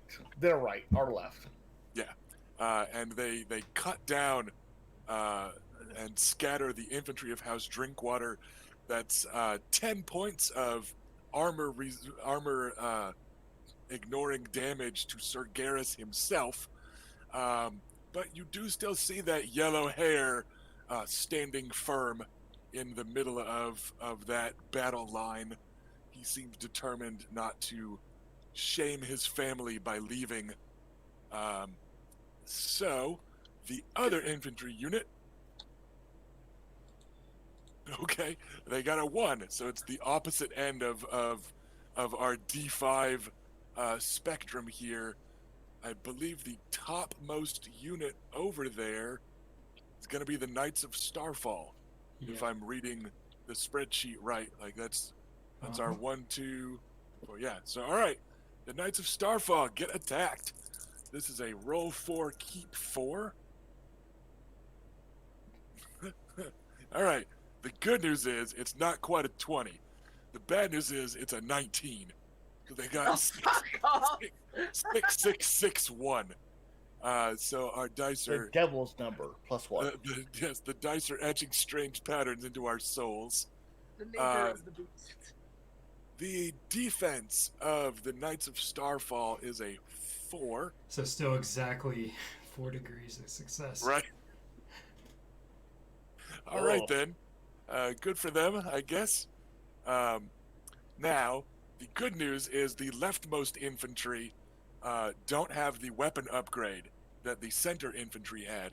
The center infantry were supposed to be the personal troops of the Butcher, one of the bandit lieutenants that you guys took out, and in doing so, you have downgraded that unit pretty substantially. So I don't the think it's gonna leftmost matter, infantry then. does have a lower damage rating. Their base is going to be 4, so that is 16 points rolling into Yeah. Edric Dane and his So- cavalry. So 6 still get through, but they were on 0, and so they're back to disorganized again for the second So time. they are disorganized.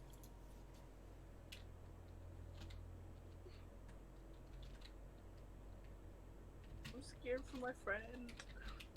And that is 2 more points of damage that ignore the castle forged armor of the young Lord Dane. The goggles, they do nothing. But that is the first order on the Vulture King side, is finally committing the bulk of his infantry to this battle. And now it is Bela's turn to give an order. Okay, let's have Lord Dane fight off those who are attacking him. All right, the young Lord Edric of Starfall has to give an order, but it is veteran cavalry that he is the lord of. Well, they're disorganized. I think he still just needs like a 3 on 3 dice, so he is fine. They have successfully gotten the attack order, and now they will fight with, by my math, it's roll 9, keep 4, right? Animal handling plus fighting Yes. plus 1 Yeah. is 9 dice, and then they would keep 5, but they've been disorganized, so they're only keeping 4. So that's not too shabby. Who wants to roll 9, keep 4 for young Lord Edric Dane battling against I'll the do it. Vulture King's infantry? Yeah. All I right. volunteer to All tribute. right. I dropped a dice, only have 8 available, so you go ahead and do it. You're my boy, Blue. Alright. Okay. So And roll all 6s. That'd be good. That'd be great. I mean, they don't have- many? It was How roll 9, keep 4. Four. So that is 20 exactly. Oh, All not bad. right. All right. And that unit is combat defense 5, so getting a neat iteration of 5 is just about perfect. So that's going to be 4 times the base damage. That unit is animal handling plus 5, so their base damage is 9, which is, yeah, they're close to Orisian damage there. When you give that attack upgrade to a cavalry unit, they get pretty gross. So let's see, that's 36 points of damage, I think. Does that sound about right? Yeah. To that infantry unit. Well, these guys do have armor rating 4, so they're destroyed. 32. Yes.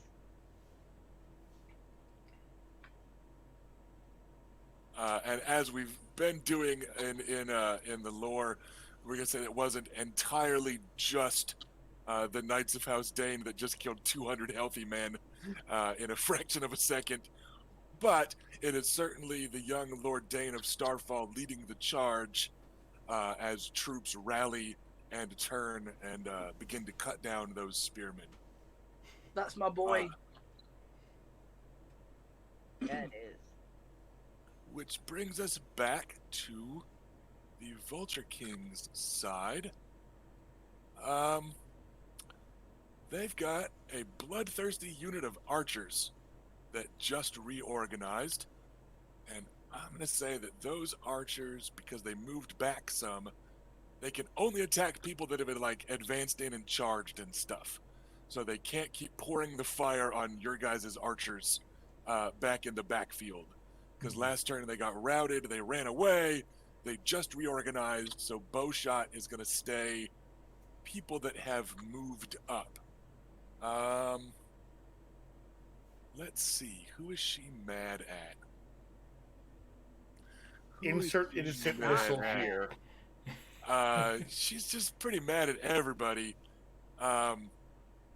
Is she still mad at Atom's unit? Well, yeah, but she can't reach your unit. Like, they can't keep trading blows because she just ran backwards.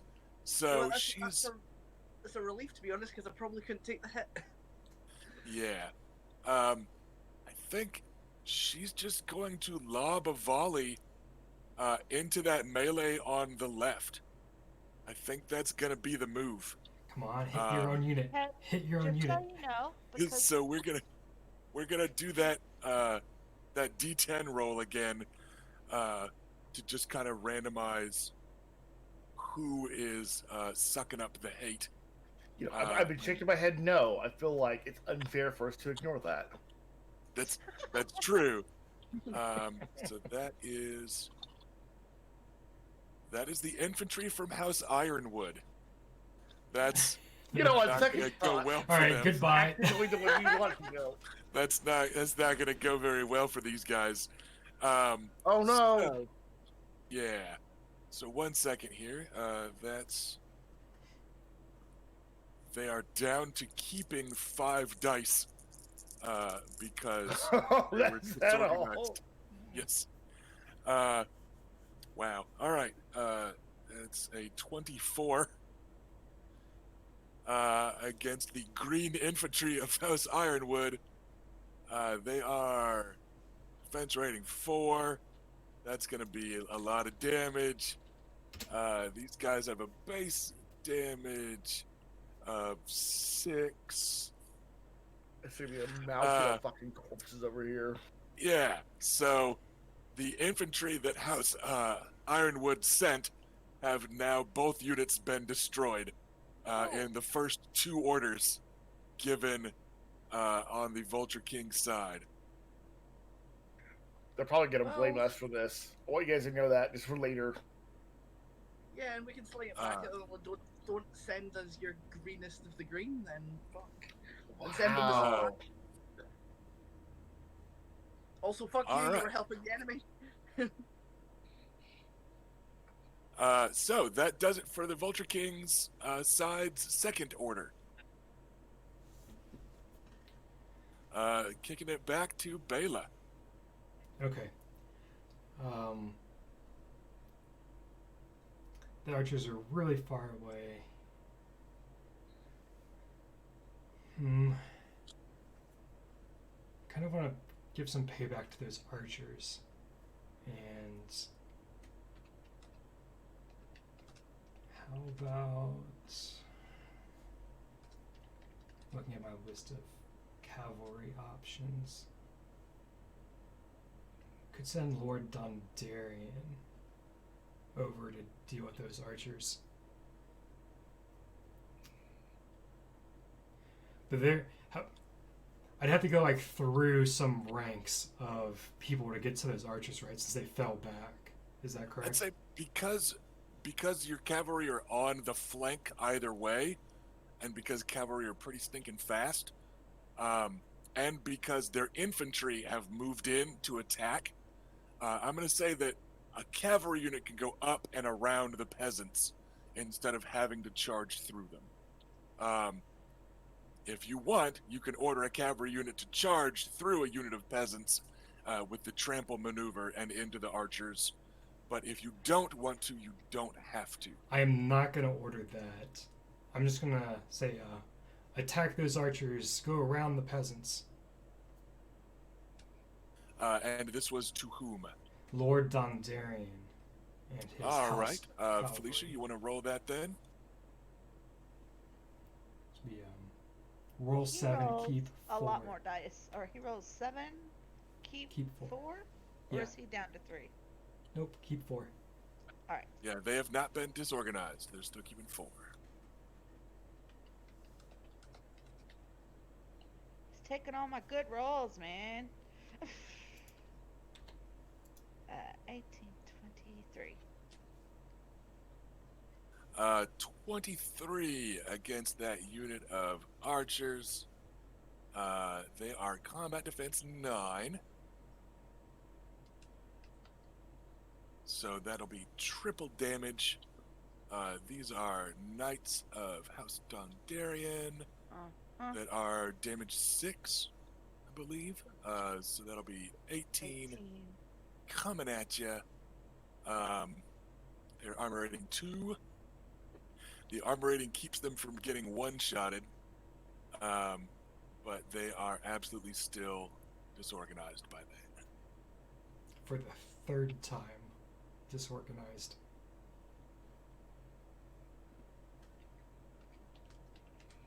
Which actually, 1 second. Yeah, what is the limit, by the way? Is it the number of times you can be disorganized? Is it endurance? I gotta find it. 1 second. It might be. Because I think it's like wounds. I think it's like if you're. Oh, 1 second. So, of course, my Adobe Acrobat just had to fucking freeze up. Yeah.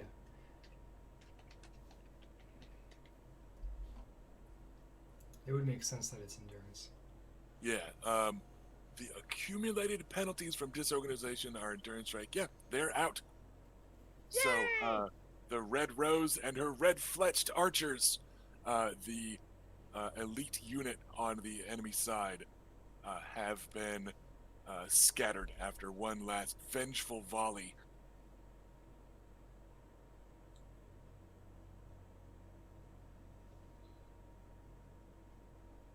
One second as I adjust my Word document to add them to the dead heap.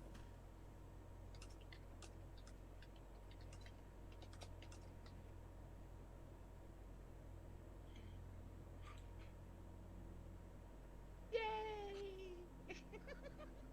All right. So that makes it the Vulture King's side is up again. We've got peasant, criminals,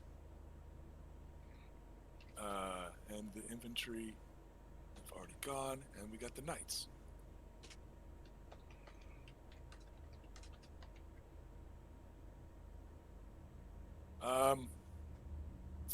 Let's see. Have you looked at All right. chat lately? What's that? I said, have you looked at chat lately? A little bit. Okay. So, you see the knights Come that on, have bros.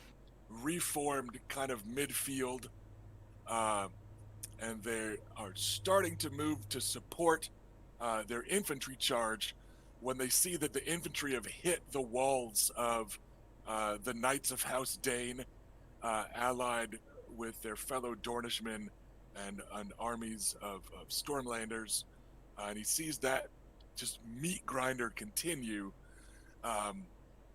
And you see the knights kind of trotting still, but you can make out that the Vulture King has stopped.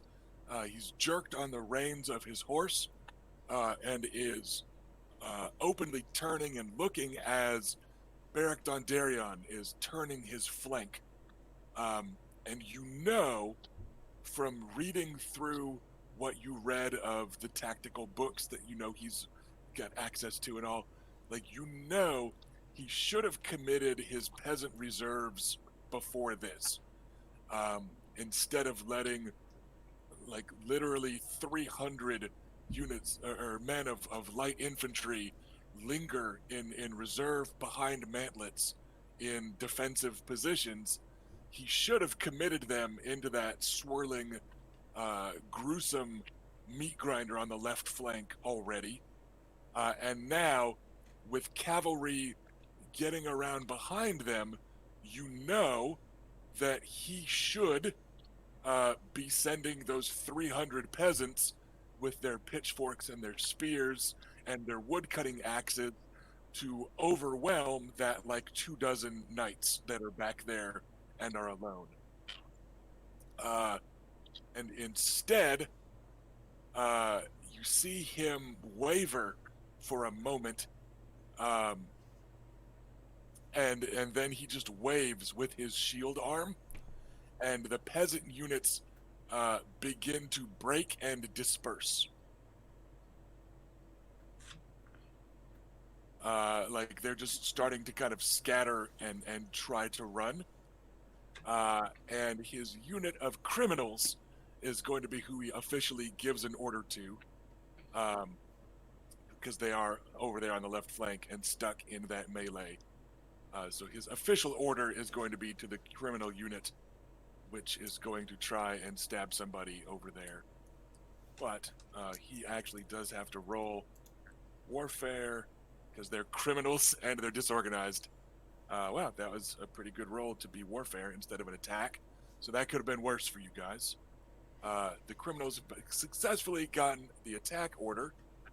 And now I need to decide who they're going to attack over there, because we are down to 3 units, I believe, in that melee. It is the Do we Knights of get any Starfall. cover from all the bodies? I'm afraid Yeah. not. It It's the Knights of Starfall, averages out. Okay. Alisane Mormont's infantry, and Lucaris's cavalry, which are from House Swan. Is that correct, Erica? Yeah. You've got those 3 units left? Okay. So let's say it is Well, Edric, Alisane, Lucaris. Yeah. Sorry. Well, what? no, nothing. Was there a... Okay. Yeah, So again, we have to roll to see which unit is technically being attacked, but these guys are just like stabbing and hacking at everybody they can to try and desperately stay alive. And with a 5, that is a 3 on our D3. So it's Edric, Alisane, and then Lucaris. So Lucaris, your unit gets attacked by Okay. this unit of criminals. They are not... Okay. I see you. That's a 15, which is pretty stinking good on keeping 3 dice. It is not bad. What is our defense over here? 4. That unit, yeah, is 4. So, Is there anything I can do to That'll be- reduce his successes? right now you're taking 12 points. That will disorganize the unit for Yeah. a second time. So you guys get softened up some more, but not wiped out or anything. Okay, yeah, we're pretty ragged, but we're here. Yeah. And that's another 2 points that ignores armor on Luke. Okay, yeah. Gotta Luke keep has track of 2 that. injuries total so far. All right. I should have used a fucking injury on the original damage, so I'd stop wasting all these 2s. But Yeah. foresight. Yeah, it's all good. And it makes sense to be battered and bloodied and stuff at the end of a Oh, end of he's a gonna big fight. He's You gonna know, be pretty beat up, but so far no major injuries, Touch wood. no major wounds. Well, let's use yeah. the right terms. all right. So that does it for the Vulture King's order that turn. Okay. Let's have. Shoot. Like, I want to use my archers, but I can't just shoot into that giant melee, is the thing. I mean, you can, like, I let them do it. I'm letting you guys do it. In the abstract, it's still just gonna target a unit. You know. So Yeah, like it only it's is allowed. an issue if they're using like the envelop. Oh, okay. and Oh, Yeah, then- everything. by Let's the go with rules. archers then. Yeah, like it's fine. Yeah, you could go ahead and have an archer shoot. Okay. I'm going Yeah, to a start bunch of with. arrows want to help us out. Luke will not complain. I'm going to start with Oberon's group because they don't have a disorganized penalty. Right. So, Ash, if you'd like to roll for Uncle Oberon. I told my uncle on these guys. We're gonna fire at the like the bodyguard, the honor guard infantry. So yeah, they've got what they have Force. left in there is a unit of criminals and a unit of infantry. Yeah. So at the infantry. and Yep, it's so roll 4, keep 4. 12. Not very good, unfortunately. All right. They are combat defense 7, so that is going to be double damage. So 10 points coming at them. They've got armor rating 4. All right. They are damaged but not disorganized. As the first wave of arrows crashes in among them. Which means, as the Vulture King gave a resigned sweep of his arm and ordered the peasants to start running, that means the Vulture King has just criminals, infantry, and his knights left, and the criminals and infantry have already gone, so it's just going to be his knights. Brace for impact.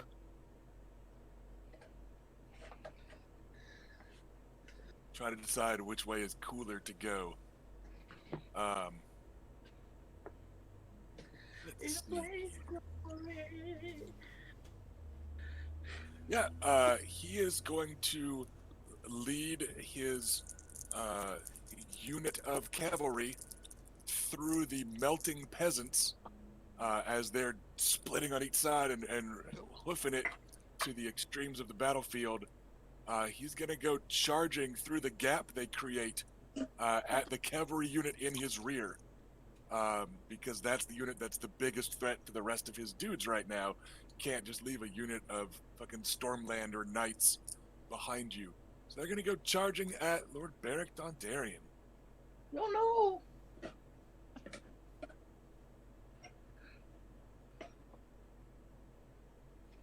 Oh no. Okay. That's not a bad roll. If you like hips.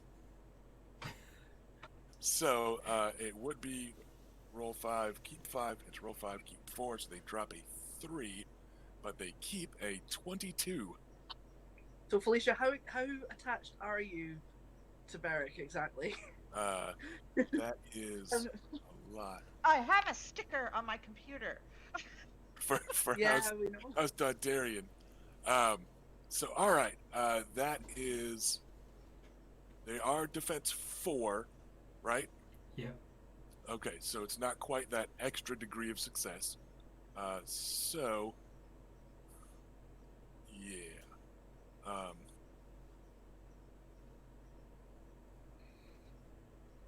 That is still going to be 5 times damage, and they rolled well, and knights have low combat defense, and they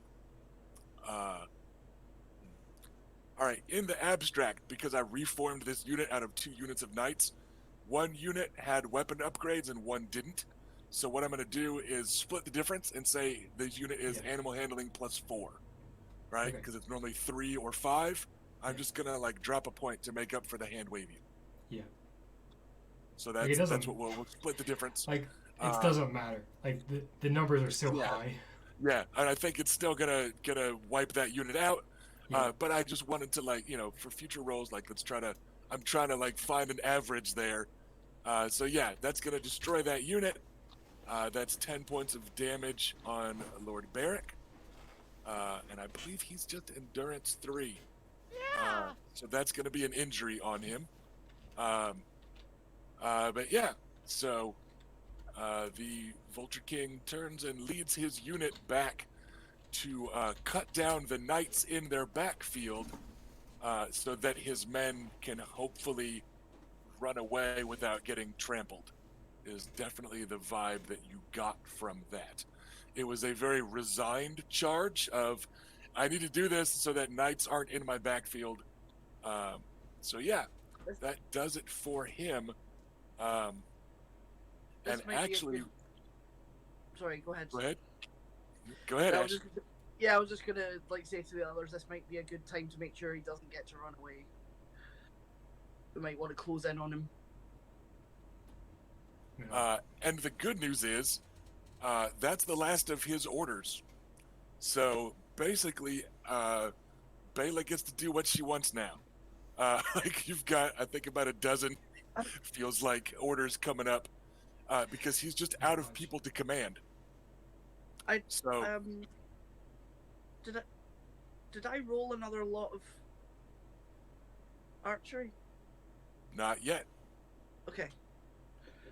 I was getting confused. Speaking of archery, I would like Elia's archers to shoot at the infantry. All right, Ash, you want to go ahead and roll that one? Yeah. So hers are 3d6, is that right? Nope. It's 4, keep 4. 4, okay.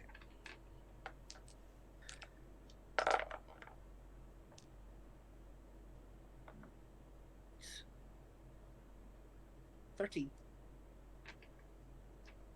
All right, they are disorganized. Okay. Adam, your archers fire at the criminals. Right. What penalty are they at for being disorganized? One less kept dice, so roll 4, keep 3.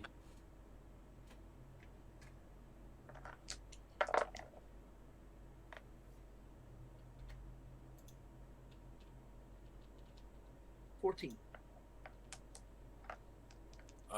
They are. Sorry, and that unit is that damage value. And they've got that shit for armor.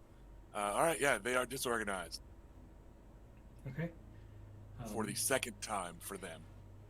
Alisane Mormont, her infantry. I'm gonna have her attack the infantry that are also there. Alrighty. Who wants to roll for the Lady of Bear Island attacking a disorganized unit? Does Robert know? He rolled Look, Oh, first. good. Okay, Felicia looks eager. Well, I mean, Robert, eager. roll 4 dice, keep 3. There you go. Okay.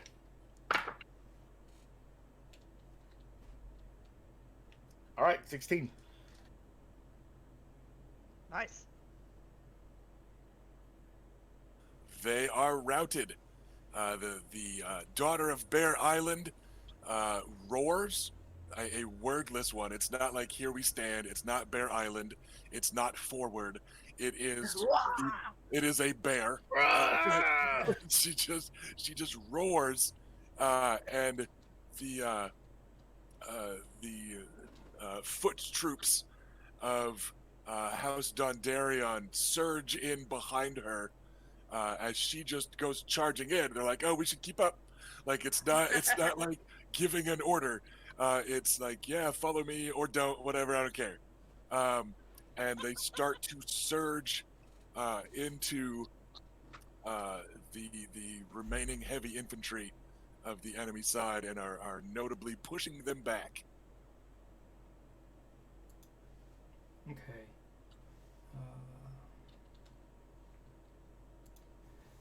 Luke, would you take care of the criminals that are there?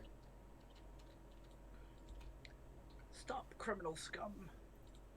I will rally my remaining forces and lead them to attack. I think we are down 2 dice. Yeah, roll it 7, keep total? 2. So roll yeah, 7, you roll. keep 2. Yep, 7, keep 2. Yeah. That's gross. Yes. You're down to like 6 dudes, right? Like you're down pretty low. They are combat defense 6, and for the record, they are already disorganized twice. Well, Uh, I rolled pretty bad, but I got 11. all right, as long as you hit them, actually, because that unit is okay. Yeah, no, that would have done it. Yeah, just hitting them at all actually destroys them. As it is, you've got an extra degree of success. So yeah, they are panicking and starting to fall back, and you and your bloodthirsty knights of House Swan take out the bloody mourning on them and do a number. Okay. Because yeah, they were already at We are -2 disorganized, so that's it. Like they cannot reform from this route. They are Luke's destroyed. cavalry are rather ragged, but we are here. Let's see. Reyna, charge the Vulture King. Then we shall charge the Vulture King. Roll Get 'em. 7, keep 3.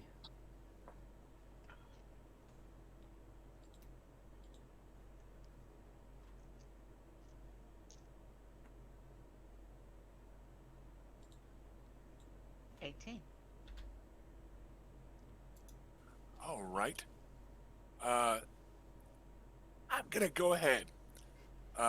In my head, you only got the +1 like the first time you fought next to Lord Barrick, but Right. Lord Barrick and his unit just went down in that cavalry charge. You saw him fall, so I'm gonna say you get that +1 back, because that +1 gives you another degree of success.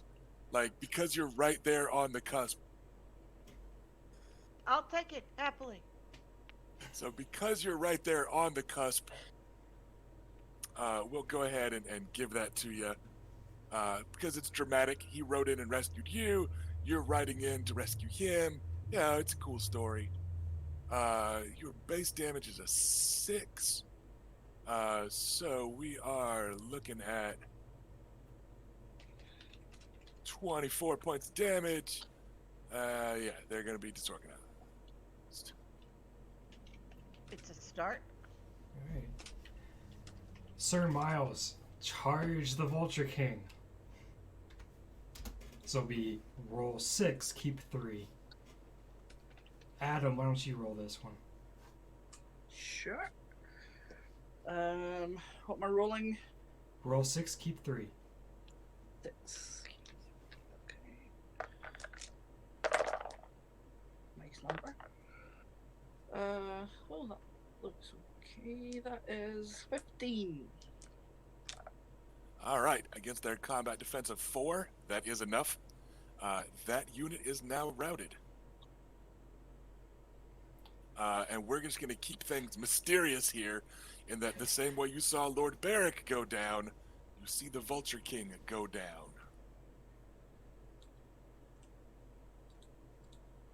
Now we go over and poke him with a stick. Make sure that he's. At this point, all the enemy units are routed. We've got a unit of infantry that at the end of the round will be running away. And there is a bloodthirsty northerner leading Knights of House Nymaryen who just saw their lord go down. So I think it's pretty fair to say that Alisane Mormont is going to charge them down, assisted by Sir Oris the Aurochs, who comes in from off screen, just covered in gore. Like his stormy mottled gray horse looks like a blood bay. Like it's just covered in blood, and they'll take care of that. And we are gonna cut to the piles of bodies and downed horses that are now kind of in that backfield, where the Vulture King has gone down. Is it possible at this stage to detach from my unit and go Yeah. up there with the other 3? I was gonna make that call to say, lords, ladies, sirs, converge on the Vulture King. The ones that hear you do so. Prince Oberyn is wounded still, like he's gonna stay behind. Sir Miles is up there because he just led a charge. Beric Dondarrion is pinned beneath his horse for a few gut-wrenching moments. Like one leg is underneath it, and his horse just has like a lance sticking through its throat. Know that He's feeling. able to wrestle his way out. He's very ginger on that leg, but you get the feeling that he just has a couple injuries, not a wound. And we're just going to kind of cut from NPC to NPC a little bit here. So Luke is able to disengage as the small handful of his kind of borrowed troops that remain are assisting in keeping the routed. He's able to race up there.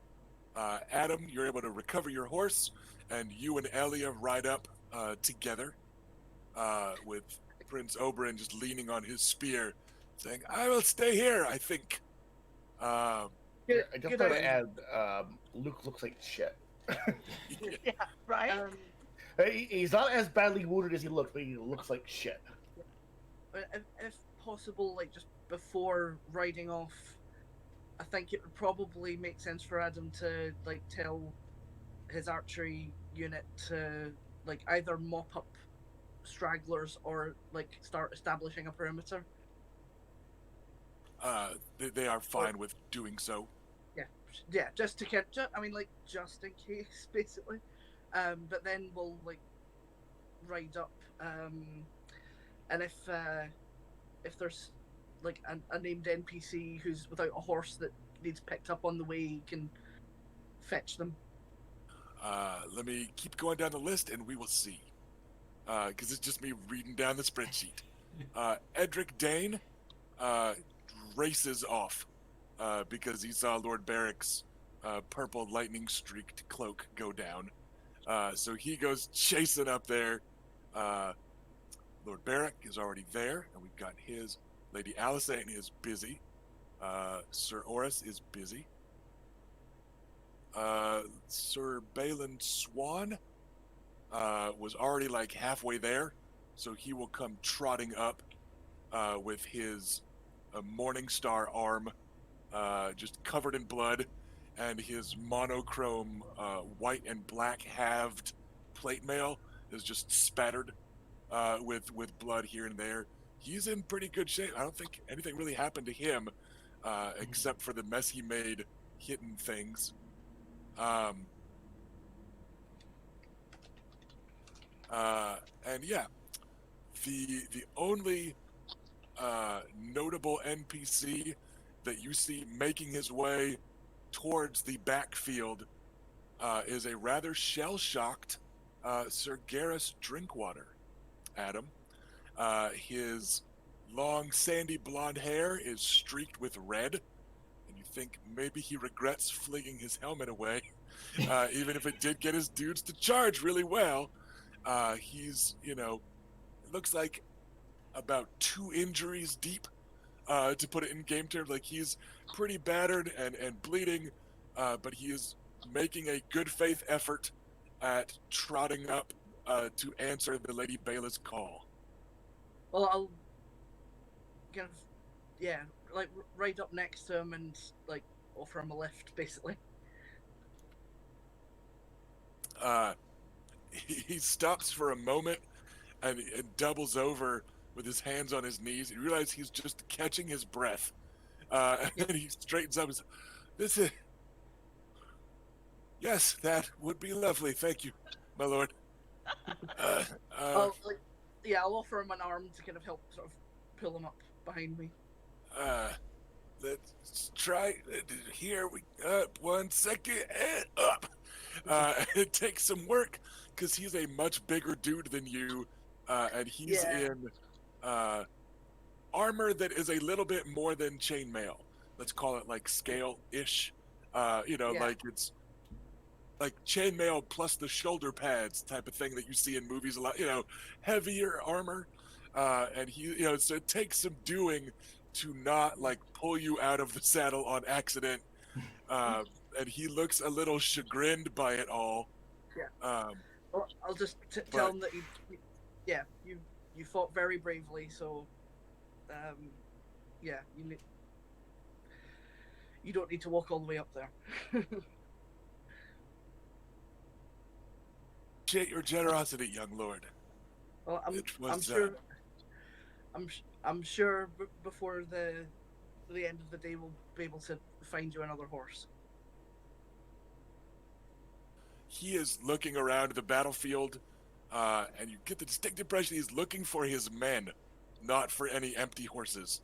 And there are lots of empty horses kind of trotting around and running away from people and stuff, but you see him just kind of looking over his shoulder, a little bit wide-eyed, of just like, hey, where did those guys go? Like, I worked really hard to get 200 guys upriver here. Where are they at? And remember that destroyed doesn't mean they're completely destroyed. That comes from die rolls later. But he definitely looks like he's just kind of like, I lost more than my helmet. Where is everybody? Kind of shell-shocked look. Yeah.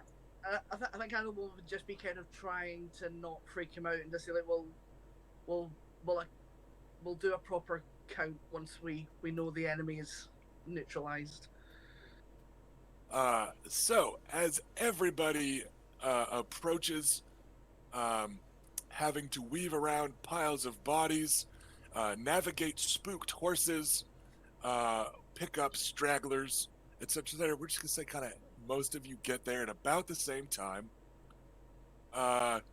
And you're there to see, as you're like 50 yards out, at 40 and 30, you see the Vulture King stooped low over a kicking horse, and then he straightens up, standing over it with a bloody sword and a resigned slump to his shoulders, and he turns to face the oncoming nobility with his blade. It's a rather fine castle-forged bastard sword from the look of things, in both hands. And he's just kind of glaring exhaustedly up at the lot of you, and standing actually in front of the corpse of the horse that he just put down, almost protectively in front of his ruined and then mercy-killed courser.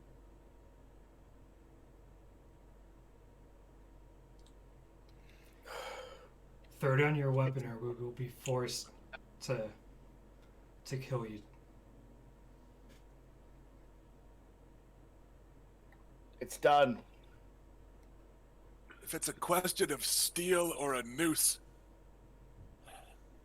I would rather choose steel.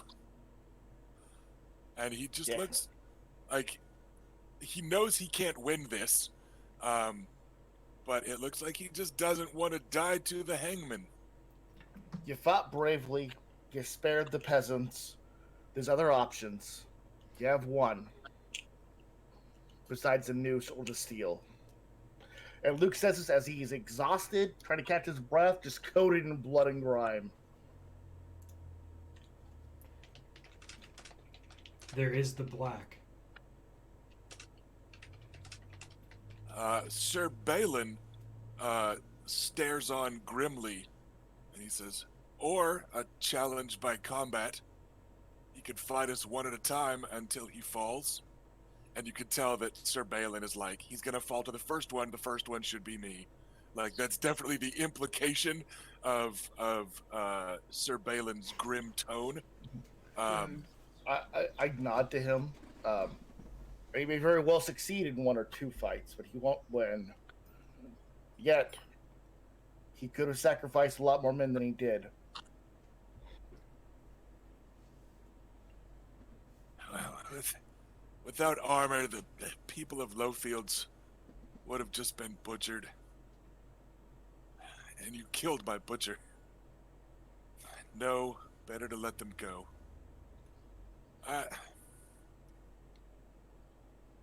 And he's catching his breath a bit, and you can tell he's like fighting an adrenaline dump also. But like the good thing about like proper longswords is that holding them with both hands, they're not going to tremble like an empty hand or even a knife or something. But you guys recognize that dump in your body as you're coming down from it. And for a few moments, he looks almost startlingly pale beneath the kind of sun-swept skin of a Dornish bastard. And you're sure that whatever joke anybody told about him being Dornish is not true.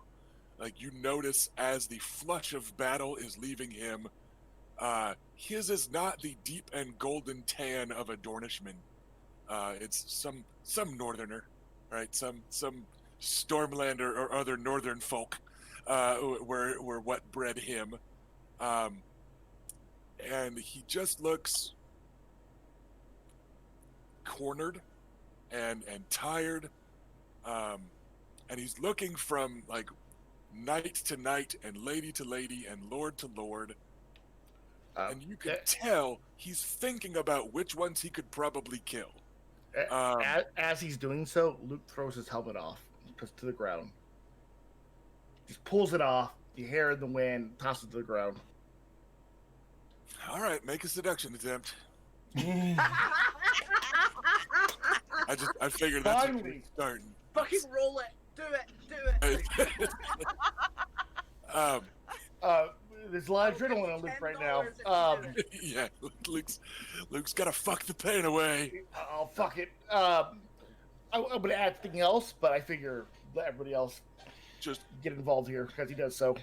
and next we can see Sir or Lord Barrick has also kind of just exhaustedly pulled his helmet off as part of getting out from under the horse. It's hard to breathe with all that shit on, right? And like young Edric has like thrown his away as he scurried over, and Lord Barrick is like leaning on Edric's shoulder, and you can tell that the fight has just kind of left most of your compatriots.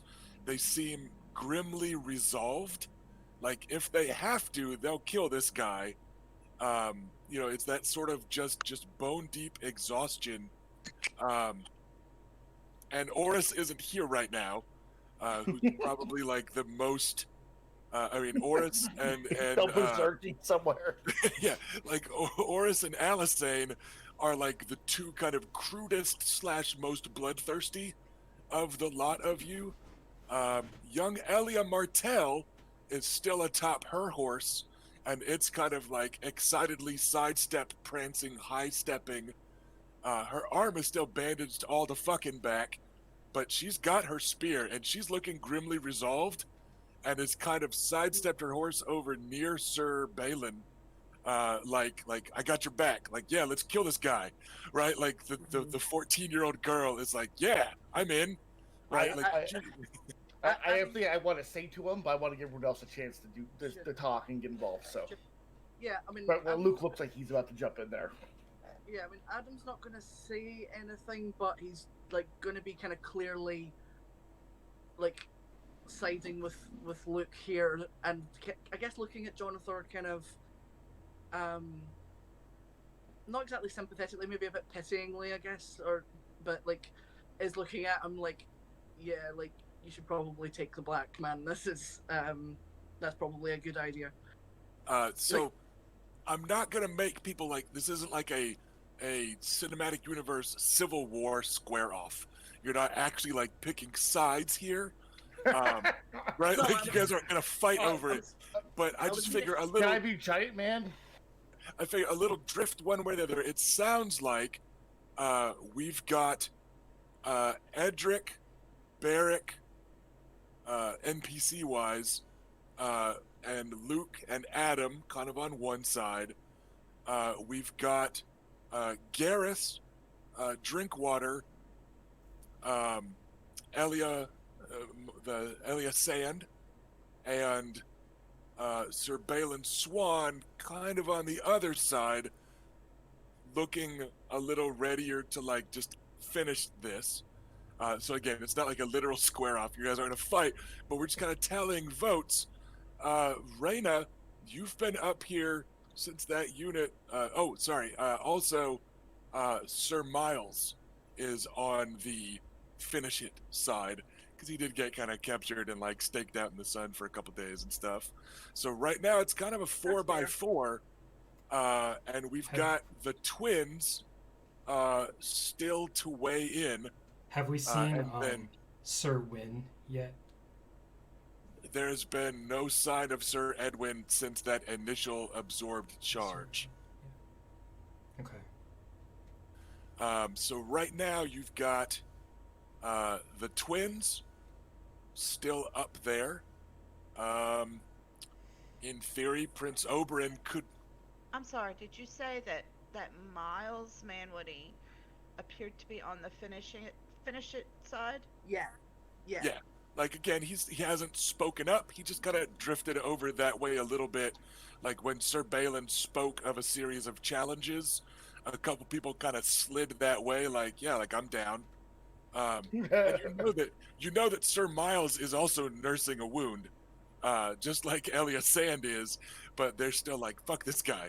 Like But yeah, so the twins are up there, and have not made a decision. And of course, it's ultimately up to Bela as the leader of the army, or nominally Reyna as heir to the house could overrule Bela as leader of the army. So either way, it's really kind of up to you two but it looks like the NPCs and your like your siblings are both on the side of keep talking at least a little bit, and potentially try to talk them into taking the black, while the Yeah. NPCs are split the other way. Yeah, Raina Luke, takes Luke off her clearly helm has. so I'm sorry. that she I was going can to say look at Luke Bela. clearly hit. Okay, guys, one at a time. Let's let Sorry, Felicia. I'm sorry. I apologize. Yeah, go ahead. So Raina will take off her helmet and like sit it on her knee and rest her arm on it and look at Bela. Look around. It's like all this mess. And just nod at Bela because this has been her project. So like nodding at Bela and staying in the center of the two kind of wings that have formed. Yes. So kind That's of my a intention. whichever way you go, I'll go. Okay. Yes. Um. I'm still a horse. Yeah. Especially that I see Barrick has. Edric and Barrick are over there, and Barrick's not bleeding out all over. So. No, he's okay.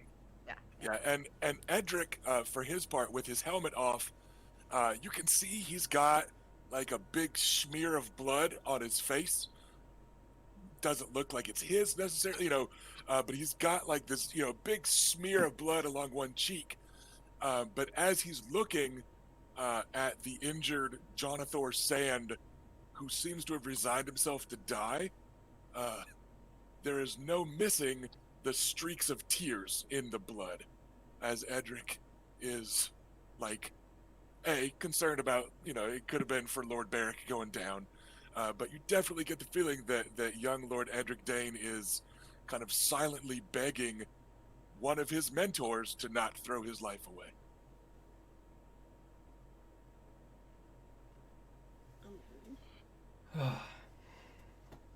Well, I look at Raina. You know my history with bandits. This is the leader of bandits. Then I kind of like glance over at Adam. And this is just me like talking to Raina, like sisters. Like he was really upset at the idea that we wouldn't try to give him a way out. He was. But we've offered the choice. He wants to die here. Huh? I look down at him, the Vulture King.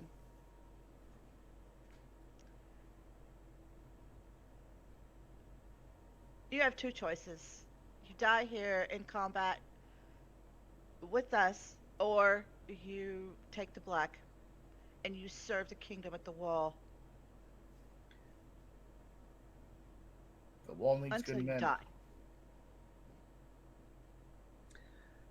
He looks, let's say, kind of Bela, and like the twins are kind of standing together, or rather sitting on their horses together for simplicity's sake, and he kind of sweeps the whole group, and you actually see him like physically lean towards the Balin Swan side, like his sword like What? swings that way, like you can see him thinking, and you recognize some almost familiar death-longing madness behind his eyes that might be the bloodlust of a northerner in Alisane Mormont that you recently saw, and it might be what was hiding behind the eyes of the Mad King Eris once upon a time, or the doomed Dragon Prince Rhaegar. Like, it looks like it's just this like I really want to go down swinging for a moment, and as his gaze sweeps that way, he says, "If I surrender, will the people of Lowfields be punished, or only their leader that swore them to me for gold?"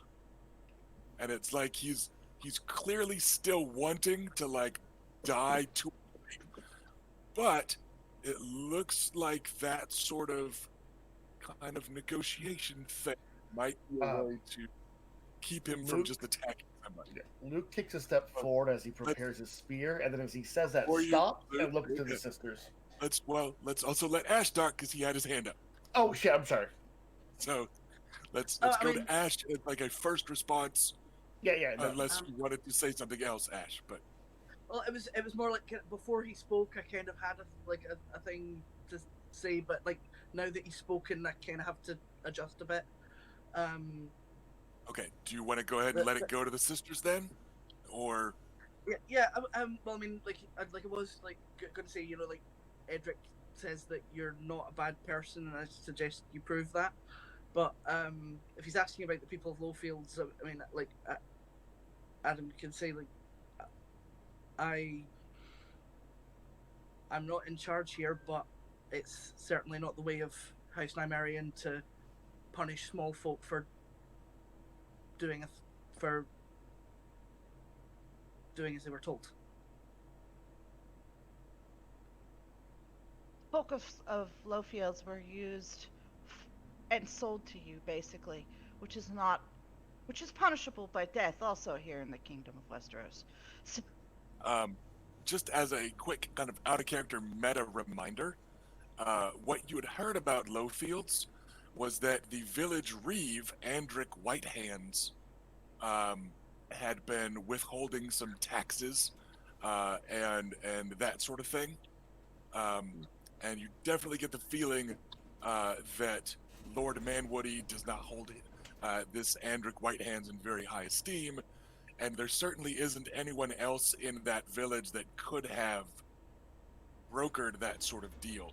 So Right, it sounds like the Vulture King himself is like, punish this Andric Whitehands dude, not all the rest of the pet. Like there is a clear choke point I'm in not the already arguing. established narrative. Is all I'm saying. If the people of Lowfields turn over White Hands to us, they remain free under the benevolence of Lord Manwoody. I nod along with that and say, I agree.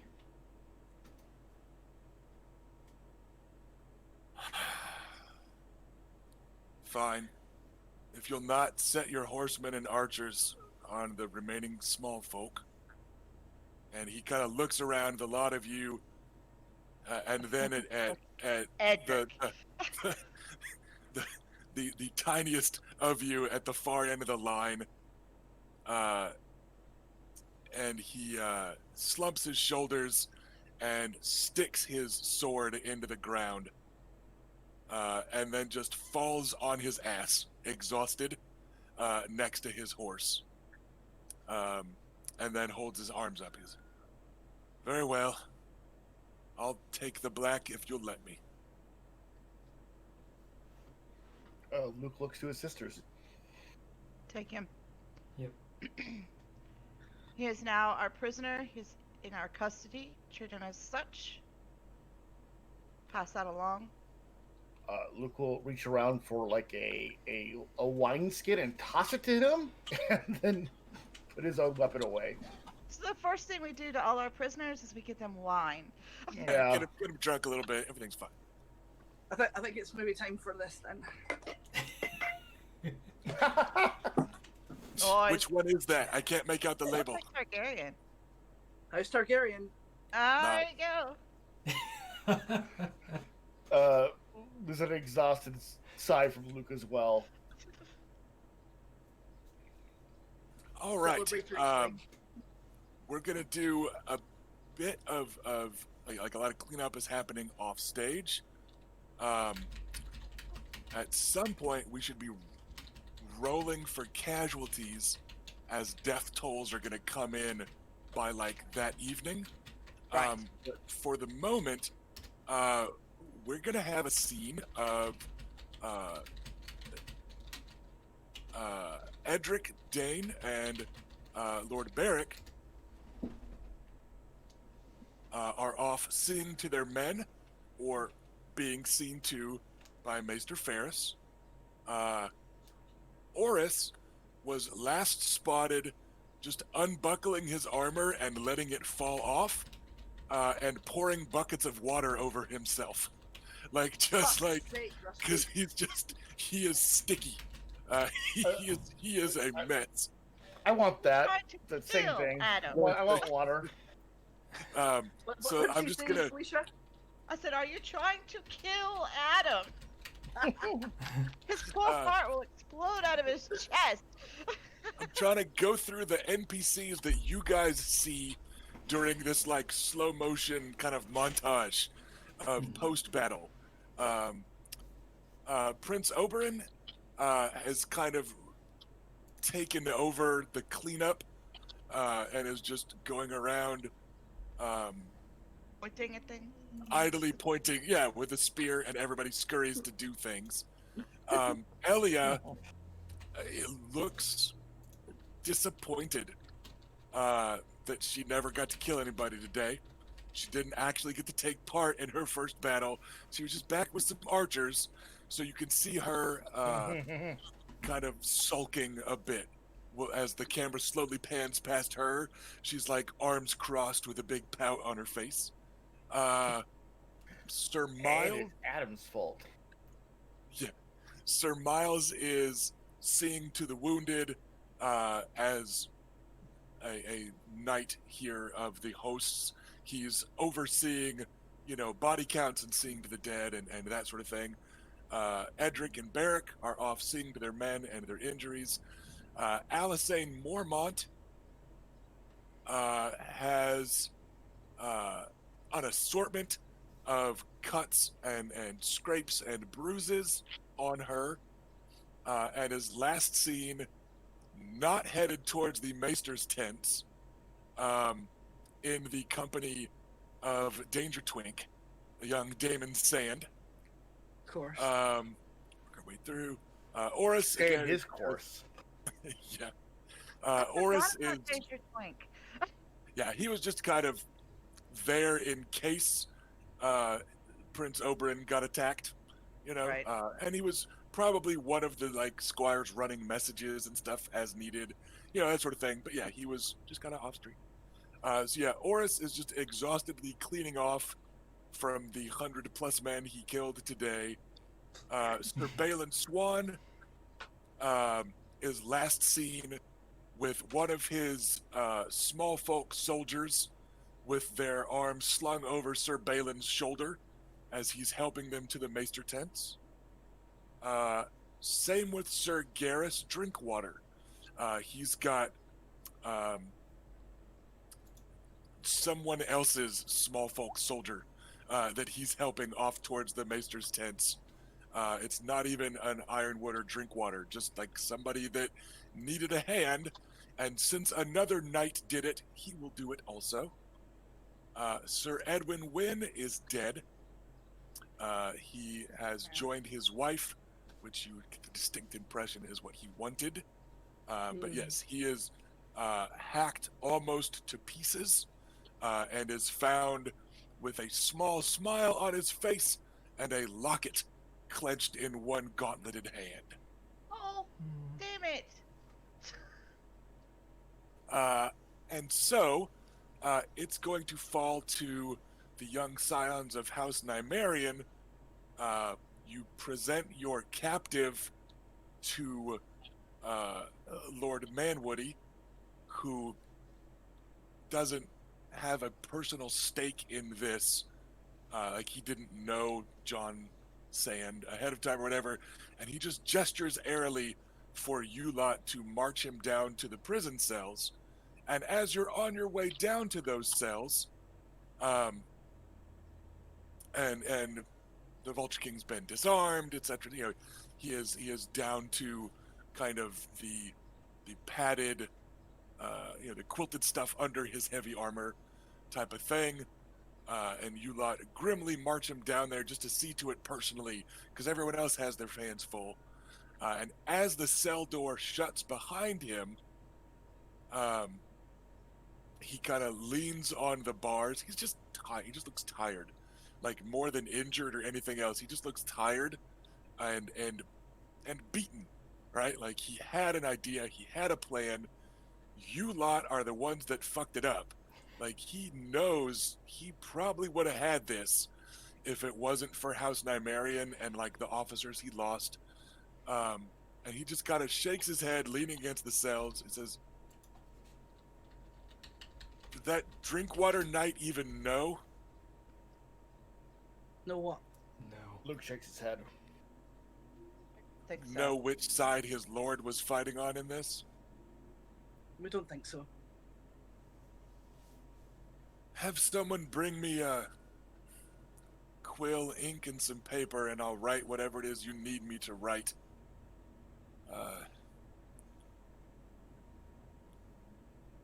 I don't know if you should even tell him or not, but I guess that's your problem and not mine." I see no reason to bring it up while they're in camp here.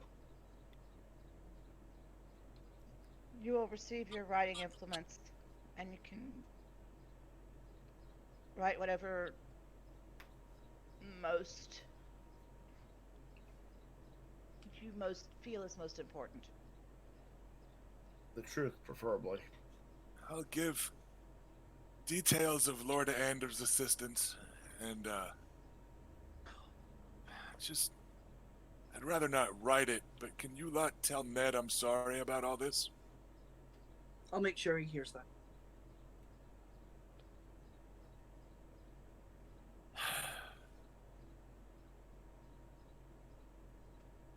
Anybody else got ideas, interrogation, question, persuasion-y stuff they want to do? Luke just nods his head. I know. So now I am gonna reach out and like grab the bar like next to his hand and lean in. Be like, "It was a damn fine try."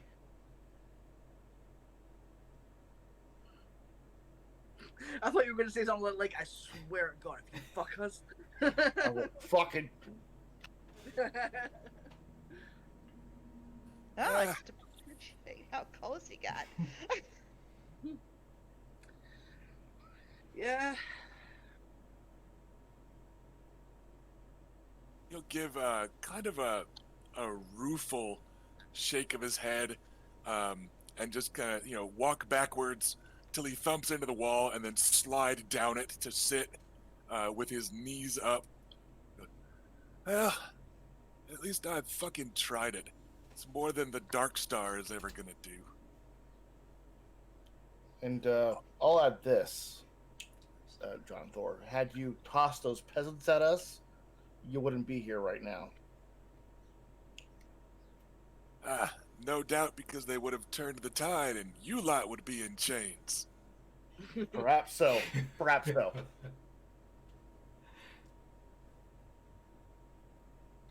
I wouldn't mind another wineskin when someone brings me down some paper, if you don't mind. I'll see to it. Sure. And there's a lot of people up north who could use a good leader, so do good things up there. Do great things. Vulture's Roost is the farthest north I've ever gone, so suppose Just it's bring a time for coat. me to see something besides Dorne. Well, I mean, I haven't seen all of the north, but what I have seen was nice enough. And well, if you've still got that death wish by the time you get there, I'm sure there are plenty of dangerous things you can get in fights with. There are plenty of opportunities up.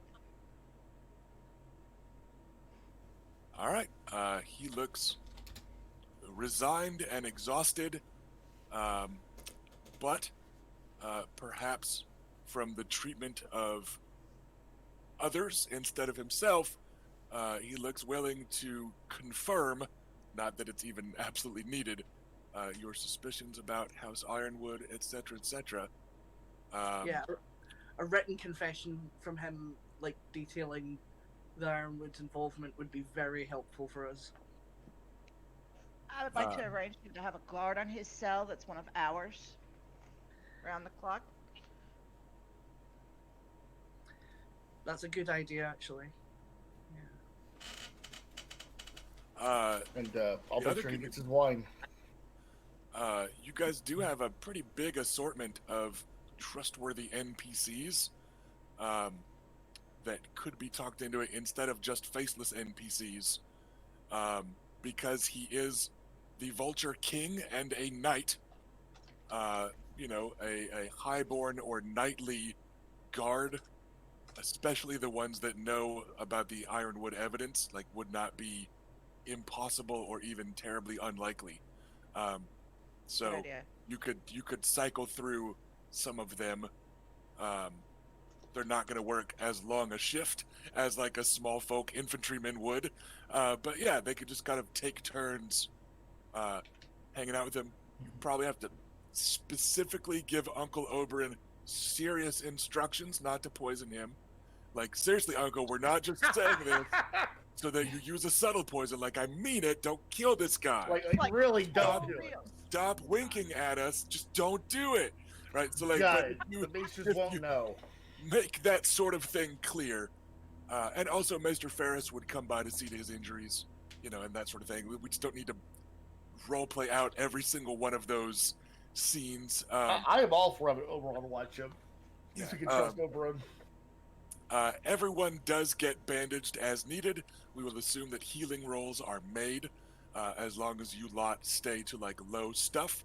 So again, we don't need to roleplay out you guys splitting up to go to a maester tent and come back or whatever.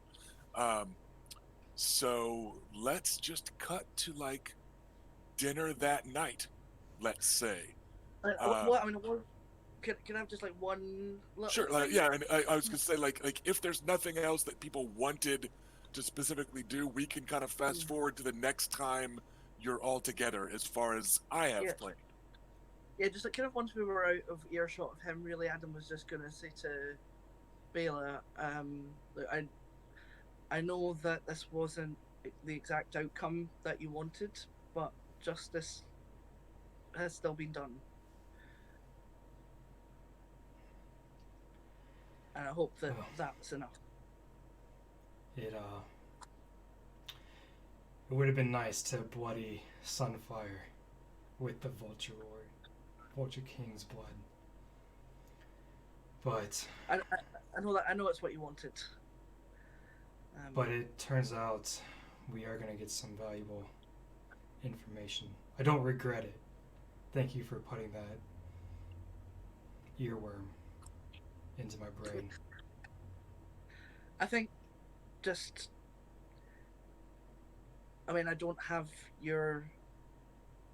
the same feelings about bandits as you do. I mean, I'm not a fan of them, but I think just to my mind, a life is of more use when it is doing something useful rather than not existing. That's just my personal view. Maybe. But I'm not sure how useful someone on the wall is. I mean, we've all heard stories, but like, it's been so long. I suppose perhaps we can think of it as the reason it's been so long is because it works. Perhaps. So they say. I suppose there isn't really a way to know that for certain, but I'd rather not risk finding out. And Yeah. I believe Oh. Edric when he says that he's not a bad person. And I think sparing the small folk that he had shows that he's at least not all bad. So Yeah. I'll say this. I don't have to be happy with the results to recognize that the results were good. I'm glad to hear that. Because this is very much your victory. It is. Still, we lost a lot for it. As they're talking, We'll go make ahead. sure that every one of them is remembered. Yeah. Yeah, we'll have to do something.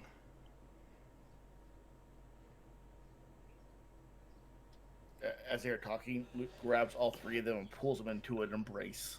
Oh, Aww. Proceed. I love the look of discomfort on Eric's face. They're like, Okay. All right. Our next step, kind of in character, is actually figuring out what the casualties of this were, which is going to be a process of like a couple days and then probably a couple weeks after that to wait and see which way the infection goes, right? Like that sort of thing, working with Maester level technology here. So we've got a couple options there. Aside from ravens with appropriate updates, does anyone have big stuff planned, or can we fast forward a couple days while we make these survivor rolls and then pick up from there? yeah, not really, other than like giving Ned a really big hug. That's basically it. Because he looked like he really needed comforting. He will shudder against you with crying, but he keeps it silent because he is the Lord of Starfall. So like you can feel him crying, but you know that nobody else can hear it. I got you, boo. All right, let's get a bunch of fucking D6s out then, so we can tally up just what happened. I'm gonna start with some Vulture King units, and this is on page 190, I believe it is, in the PDF for anybody that wants to take a look at home. We're gonna mess around with the survivor table as we do the grim math here at the end. I've got the Vulture King units ready to go, and I'm going to roll down their list as we go over kind of the results. And while Erica, if you can compile the list of your units, make sure you've got the notes for which ones were damaged or were disorganized or How do you want me to worse, organize right? them? So you work on that while I do this with What- the NPCs. Wait, sorry. Specifically, what do you want me to do? I just make sure you've got that list ready to go with which It's ones ready. were, damaged, disorganized, routed, destroyed. Just make sure you've got the notes ready. So what happens after a fight, chat and players, since none of you guys have had to do this before, at least in this campaign, is at the end of a battle, you roll to actually see what happens in terms of injury and desertion and infection and sickness and all that. So you even have to roll on the survivor chart for units that took no damage, because maybe they still just got sick in camp, and even without formally being damaged, if you still charged a unit into melee, there's an assumption that the other unit was kind of fighting back a little bit, and in the fluff, everybody gets hurt a little, that sort of thing. So there's a chart, and you just make a d6 roll, and then it's no damage, damaged, disorganized, routed, destroyed. Those are the statuses of these units. What we're gonna do is say, like, A, you guys have a maester, and B, you guys have a support unit. So let's say before you guys start rolling, Erica, roll a d3. 3. Okay. So, like, to be clear, that's the highest result on a d3, not Yes, the I middle rolled result. Okay. A 5 on a D6. Okay, gotcha. I was like, wait, let's double check. So we're gonna say that 3 times during this process, as having a maester and that support unit, 3 times when you're rolling total, you can add 1 to your d6 roll to reflect good battlefield conditions and having a support unit that you can kind of filter fresh bodies into troops or, that sort of thing, right? And the supplies that a support unit brought. The bandits and stuff don't have that. So just to get us started, I'm going to roll for the 3 peasant units that are all the same. I got a 4, a 4, and a 6. So these 3 units that all immediately just like deserted as the first thing that they did. So they are no damage. What they should get is,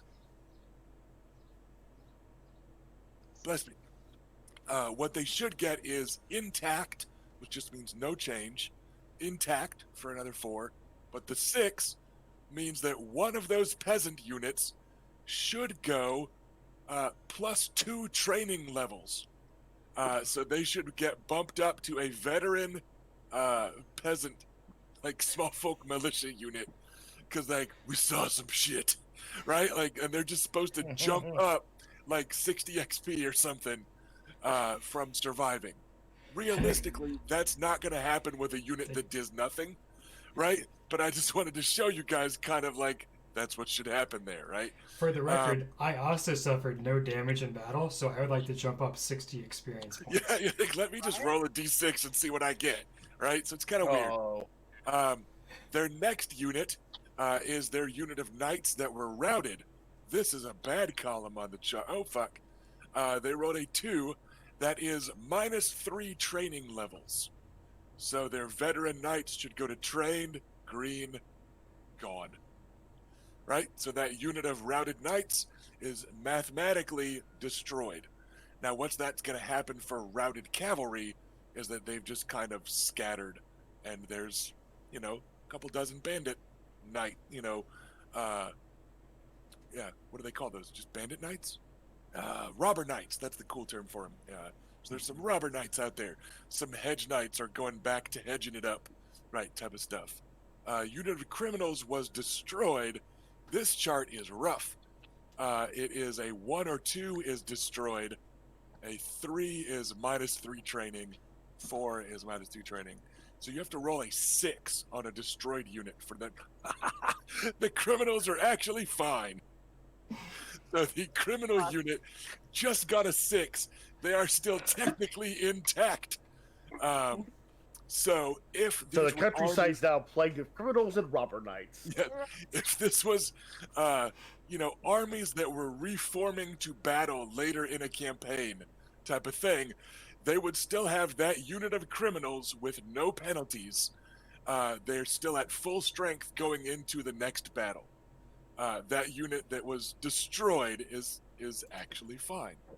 Dornish cavalry destroyed, another 6. And those guys are actually pretty okay because they just rode off. Raiders that were destroyed, a 3, -3 training. Those guys are actually wiped out. And that's how this works. Just each column is worse than the last. So those units that are counting as destroyed doesn't necessarily mean that all 100 of them died. Just means they're down, they're injured, they got scattered, they lost their nerve, that sort of thing. But the body count is still going to be pretty high. But let's move on and work on some of our units. So, Erica, you want to just work your way down the list? Let's have you roll for the units, except for the ones that had a PC attached. Okay. Right? So, like Gotcha. Luke gets to roll for his unit, that sort of thing. Oh, shoot. I hit that column. And for your guys' purposes, let's only worry about the Nymaryen and Sandstorm and Bridington units. We're not necessarily going to roll for all of them. So, like the Dondarrion and Swan units, they'll take care of themselves. The Knights of Wind Tower are wiped out to a man. But let's worry about your units. And then let's also roll to see what the casualties are for the Ironwood and Drinkwater contingent. But the Dondarrion, Dine, Swan units, they're just going to be kind of licking their wounds, and we'll worry about them kind of off screen. All right. But yeah, let's work through the actual, troops of House Nymaryen here. Okay. So first up, we have House Nymaryen trained guerrillas who survived with no damage. They had no leader, so I will roll on the no damage thing. I rolled a 3, so that corresponds to intact.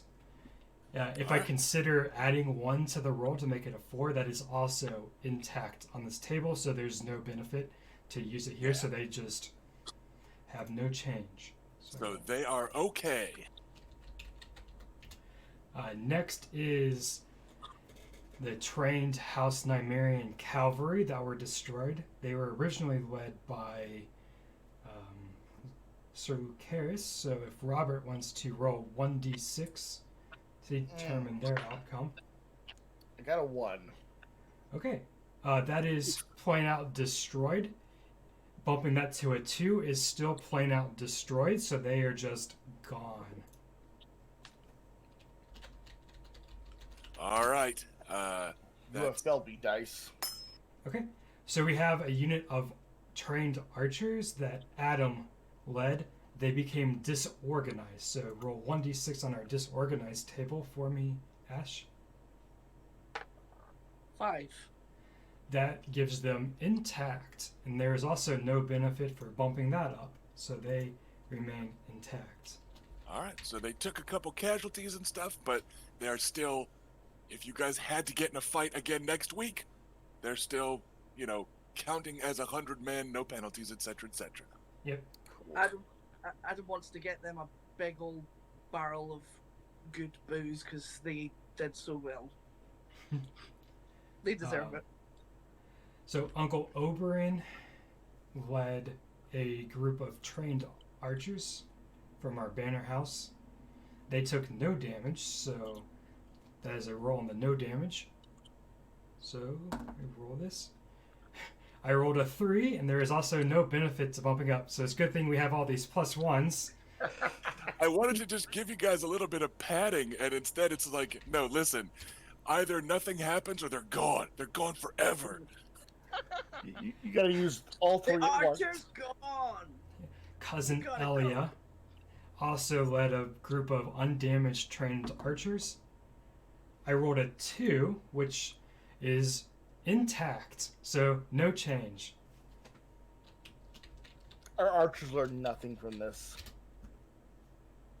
We had some Not guerrillas that did not have a leader. They were undamaged, so I will roll for them. I rolled a 2, which is intact, no change. All right. We have some trained Bridington cavalry led by Reyna.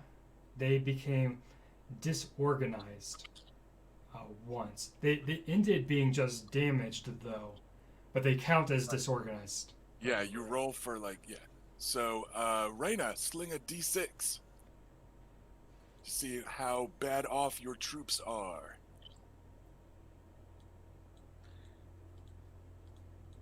And you said there's a +1 in here? No, Actually, just- I'm going to go ahead and say, let's just count them as damaged because they were actively rallied and then did some more stuff. So for them, I'm going to say let's use the damaged column instead of the disorganized. okay. What did you roll? I rolled a 3, so that's intact. So 3 is intact, and the +1 is also intact. All It was right. gonna be important if it was disorganized. That +1 would have been nice. And finally, the last unit for Nymaryen is some green cavalry from House Bridington, led by Sir Miles Manwoody. So I will roll on this one. They are undamaged. I rolled a 5, and seeing as we have 3 +1s left, I'm going to use a +1 here to bump them up to as if I rolled a 6, which is +2 training. So they go from green to veteran, which I will say is kind of fitting because they actually did quite a good amount of attacking in this. Yeah, like they did work for 20 dudes. So yeah. So that's not too bad. That's not too bad. And then let's see just what the body count was for the Ironwood contingent. Oh, yes. Hold on just a moment. Well, both of their infantry got destroyed. Oh gosh, stupid Yep. cell. So, destroyed column, let's start with the green Ironwood infantry. All right. Whew. I rolled a 6. The Ironwood infantry is completely fine. So Gareth will be happy They are- about that. They are intact. Yeah, you Um, will. All right, and then the Drinkwater infantry. Happy to return these to House Ironwood. Very happy about this. I rolled a 2 on this one, and Oh. even if I would spend a +1 here, and I would really not want to, a 3 result on the destroyed is -3 training, which would still result in them being destroyed. Also, like the Drinkwater unit is actually completely destroyed. Yeah. Yep. Ah. I think He's gonna even- be. I feel bad for Sir Gareth. He's gonna be so bummed out. Yeah. So yeah, they're gone. We hardly knew you. So yeah, that pincer maneuver did work out. So all told, though, you guys lost Luke's cavalry. Your Yep. trained house cav were wiped out. That's and it. everybody else is in good shape or better off. Having learned Yeah. from this experience. Yeah. So that's all pretty cool. Could have got a lot worse on the Nymaryen side. And one thing that's cool, you don't have to like save up and pay power costs to like increase that green unit that's now veteran. They've just kind of bumped up, like it doesn't cost anything. And we will figure out later. You guys can probably just kind of take that unit from House Bridington because they're your bannermen, and you can just kind of say, our cavalry and their cavalry were all mixed up in that fight, and blah blah blah blah blah. So we'll figure that out later on when the time comes to do some downtimey stuff there. But yeah, like those guys got pretty badass today. They learned a lot. So the death counts come in. Yet more ravens are sent to Wyvern's Rest to keep Grandfather appraised, and also sent to Sunspear to report to your liege lord, Prince Doran Martell, and some are sent to King's Landing because it was nominally King Robert that arranged this. Ravens are sent to Starfall and to Blackhaven and to Stonehelm, the seat of House Swan.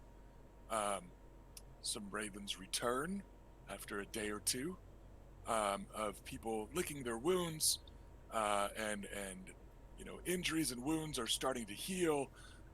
Oris is finally clean, so that's 3 good. days. And just everybody's getting cleaned up and bandaged up. You're in fresh, light, comfortable garments. The wails of the dying are fading, because after the first couple days, it's kind of been decided for most of the ones that were the worst off, like they're gone now. And Maester Ferris, who doesn't look as excited, but still looks as energetic, as kind of frenetic or frantic. He is working hard and working seriously. He's not taking that kind of childish joy in this, but he is absolutely not letting up in his efforts to keep men alive, including some of the captured bandits and stuff. Any of them that were well enough off, they're getting healed last, but there could be a pretty good chunk of dudes getting sent to the wall. And you haven't seen him with completely clean hands in a couple of days.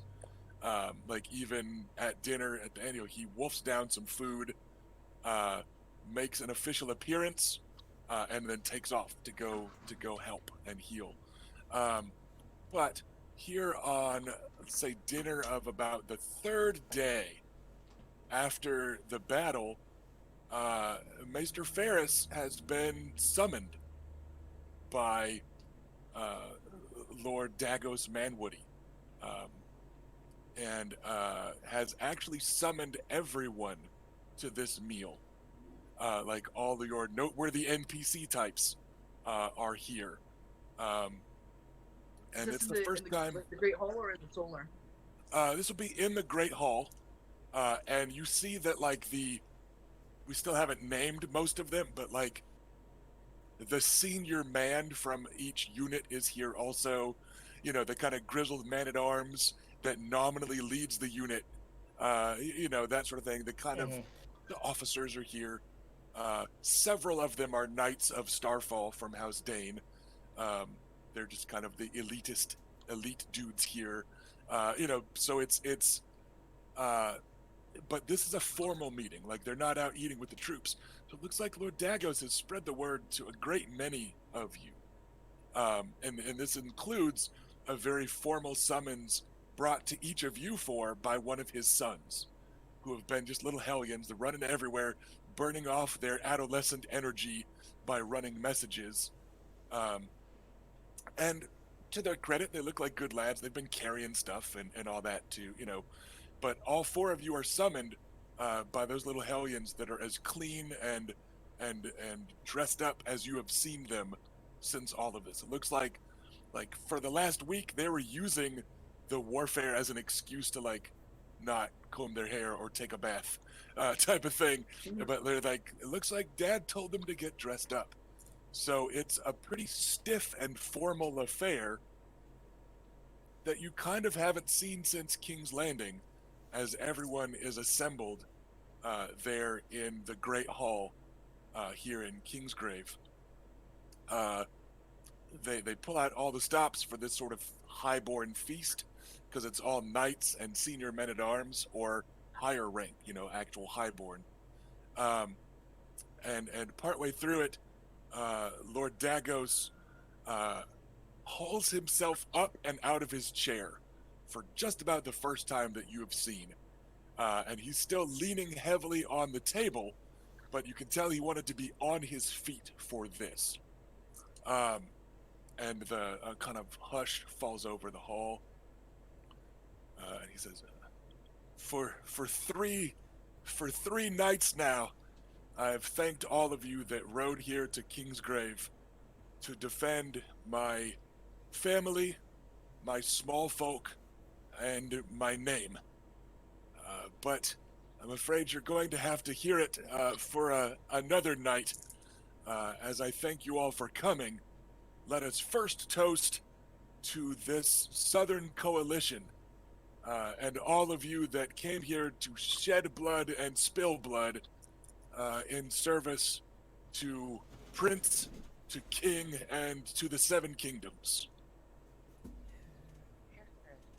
Assuming everybody cheerfully partakes. Yeah. Mhm. And he goes, "Second, let us toast to House Nymaryen, and especially to the Lady Bela, who so ably led us in these last weeks, and did what a crippled old man couldn't, and kept Kingston and Kingsgrave safe."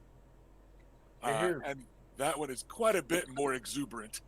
Um, Yeah. and there's several Banging on the huzzahs. table there. Yeah, and you hear a very deep-chested huzzah from Sir Balin Swan on that toast. Oh. He goes, "And third, let us toast to my brother and the new Lord of Wind Tower, Sir Miles." Sir Miles. Like he's moved up a little Congratulations. bit, and will be taking over with the loss of Sir Edwin. And then he goes, "And lastly, but certainly not least, as I've a bit of wine still to drink, let us toast to the Spears of Dorn and House Martell, who have a prince here among us that not only aided in our defense, but has a missive to share. And as everybody toasts and drinks, Prince Oberyn rises to his feet, and Lord Dagos lets himself kind of fall back down into his chair. And Prince Oberyn lounges against the table, kind of half on it, one leg kicked up onto the table, and foot dangling like it's a stool. Literally can't sit straight. We don't do Just straight in can't. Dorne. And he speaks loudly enough that everyone can hear it. But each of you, his nieces and nephews, every time you're looking at him, it looks like he is staring right at you, personally, like where the lot of you are seated. So he's got that one leg up on the table, so he's going to turn to one side, and that's where the four of you are seated at the high table. So it is definitely meant for everyone to hear, but certainly to the lot of you.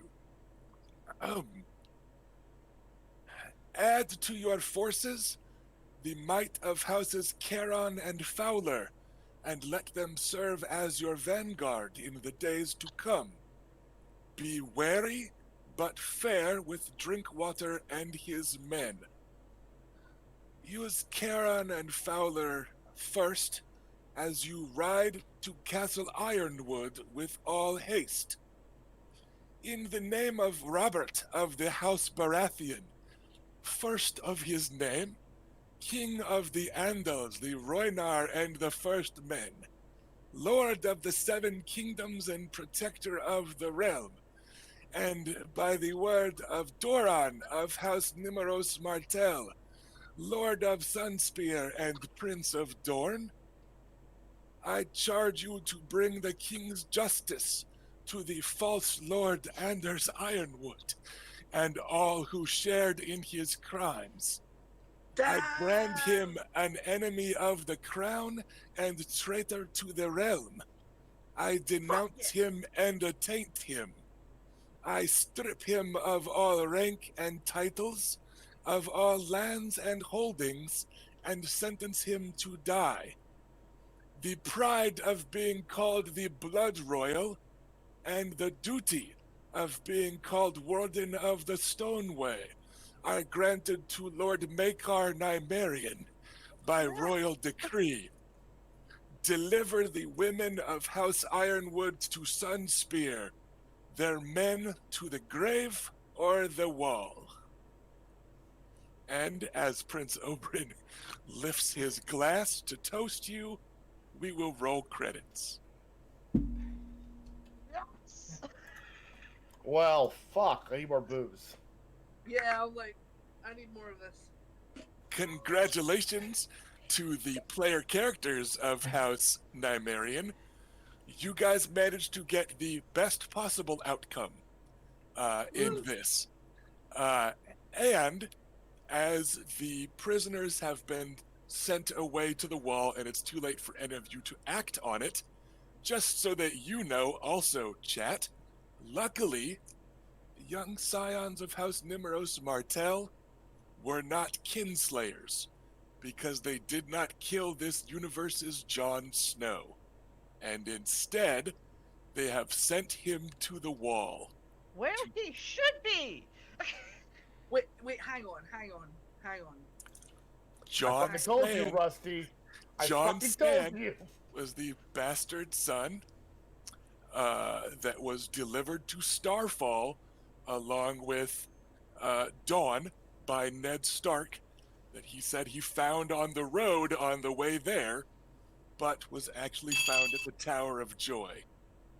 Jon Sand is the son of Rhaegar Nymaryen and Lyanna Stark, who had in his blood the urge to rule and lead and hold territory of his own, and who you lot managed to redeem and send to take the Black as a knight not just a bastard of House Winterfell there by pity, but as a trained combat veteran knight and known leader of men. I'd say the odds are pretty good he gets made a steward. I'm Huh. we may We have- yet have we have need opened for a box we him can't- at some point. So you guys didn't kill your Eh. second cousin. You're not kinslayers. Good job. We have opened a box we cannot close. Now, who knows how much the rest of the northern stuff is going to matter with the Night King and all that. But yeah, that was just a little bit of a surprised appearance of an NPC with very high warfare and will and fighting that drew men to him from many banners, that had a red-haired archer girlfriend and a red-bearded right-hand man as his most Aw. ferocious fighter, etc., etc., etc. It Once was again, all- we it don't was all connect there. dots. You had me convinced it wasn't him, and I fell for it. But I'm glad we sent him to the wall then. So yes, that Holy shit! you guys It was got best close. possible outcome in the kind of spreadsheet that I had worked up of potential outcomes. But you guys kept enough of your dudes alive. You resoundingly won. You did not damage army morale by butchering the small folk of low fields. You redeemed the Vulture King and sent Jon Snow to the wall. You successfully defended in the first place, of course. The only prominent NPC that died in the week prior or the battle was Edwin Wynn, who was the one that did not count against you. So, because he wanted to die, he wanted to be with his wife again. So, you guys ticked all the boxes, which is part of why House Nymaryen is now the Blood Royal. Blood royal now, guys. And What does why that you mean guys exactly? are the official wardens of the Stoneway. Oh, This is not giving you Castle Ironwood, yeah. but the title Wow, we're gonna go of get the it. Stoneway. Yeah. So I thought that'd be worth sticking around a few extra minutes to just kind of explain how that all fell into place, because you guys basically knocked this one out of the park. So very good I'm job, Holy everybody. fuck. I'm very interested to see uh, who, like, I mean, if Oh. we successfully wipe out House Ironwood, Right. or at least like Baby, can you real answer the line, door? I'd be interested to see who gets given Castle Ironwood. So yeah, Rusty, I do have one question about the outcome. Did what became of the Red Rose? Did we find her, or did she run off? nobody's Unknown? found her. Okay. Yep, nobody's the nobody has one spotted that her. keeps getting away. She swam away through a river of blood. Yeah. So anyways, that ends that arc and the War of the Vulture King. So I did tell you guys the second arc was going to go a little bit faster than the first, which was nominally all prequel or prelude. But yeah, good job, everybody. And So especially how about good job, arc Erica. 3? Yeah. So, So, as a reminder to viewers that might have missed at the start, we're not playing an actual session in 2 weeks. Sorry. Felicia and I are moving, so House Nymaryen is upgrading to a larger keep, and we're going to be pretty busy for the next few weeks. And we're actually moving like the weekend of the next session, so we're not going to plan on that. But Erica is going to see to the tech side, and Ash and Robert, along with Erica, are still going to hang out at the very least to do kind of Q&A stuff with everybody. I suspect we'll have something to talk about. Yeah. So you Yeah. guys can just chat about characters, chat about Game of Thrones, chat about Song of Ice and Fire, whatever.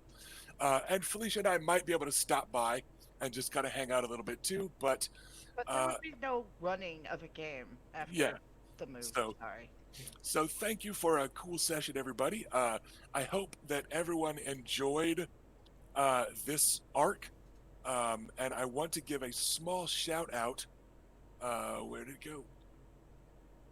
The adventure that I just ran you guys through, that whether you knew it or not, it was a fan adventure called Broken Men at Harrenhal, that is supposed to be about like men-at-arms and mercenaries working to prepare Harrenhal just after Robert's rebellion, with some leftover loyalists that are out to pick a fight. So I kind of stole that idea and I twisted some of their adventures to fit this stuff and added NPCs and added a bunch of stuff. But whoever it was that made it, I've never been able to find them again. Their email is chronicle.narrator@gmail.com.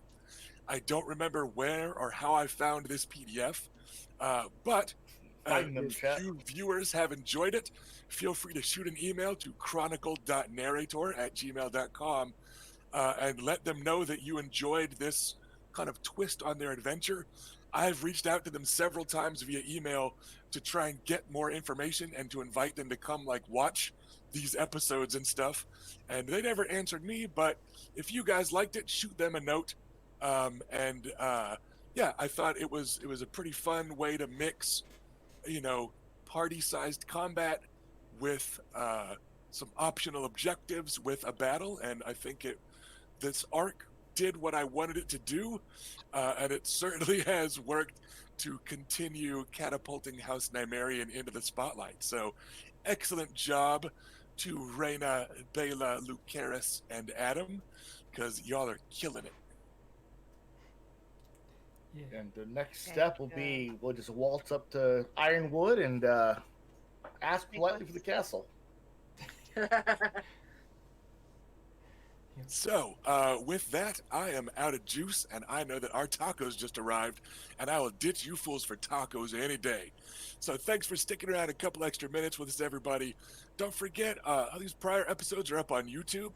So, anybody that just joined us this evening but has missed the last few episodes, please feel free to go check us out or swing by and chat with us at the Sea of Spears Discord kind of sub channel over there come at on the by. Shadowcasters Network. So, thanks for coming by, everybody. I hope you had a good time here in Westeros with us, and we'll see at least some of you in a couple of weeks. Bye. Bye.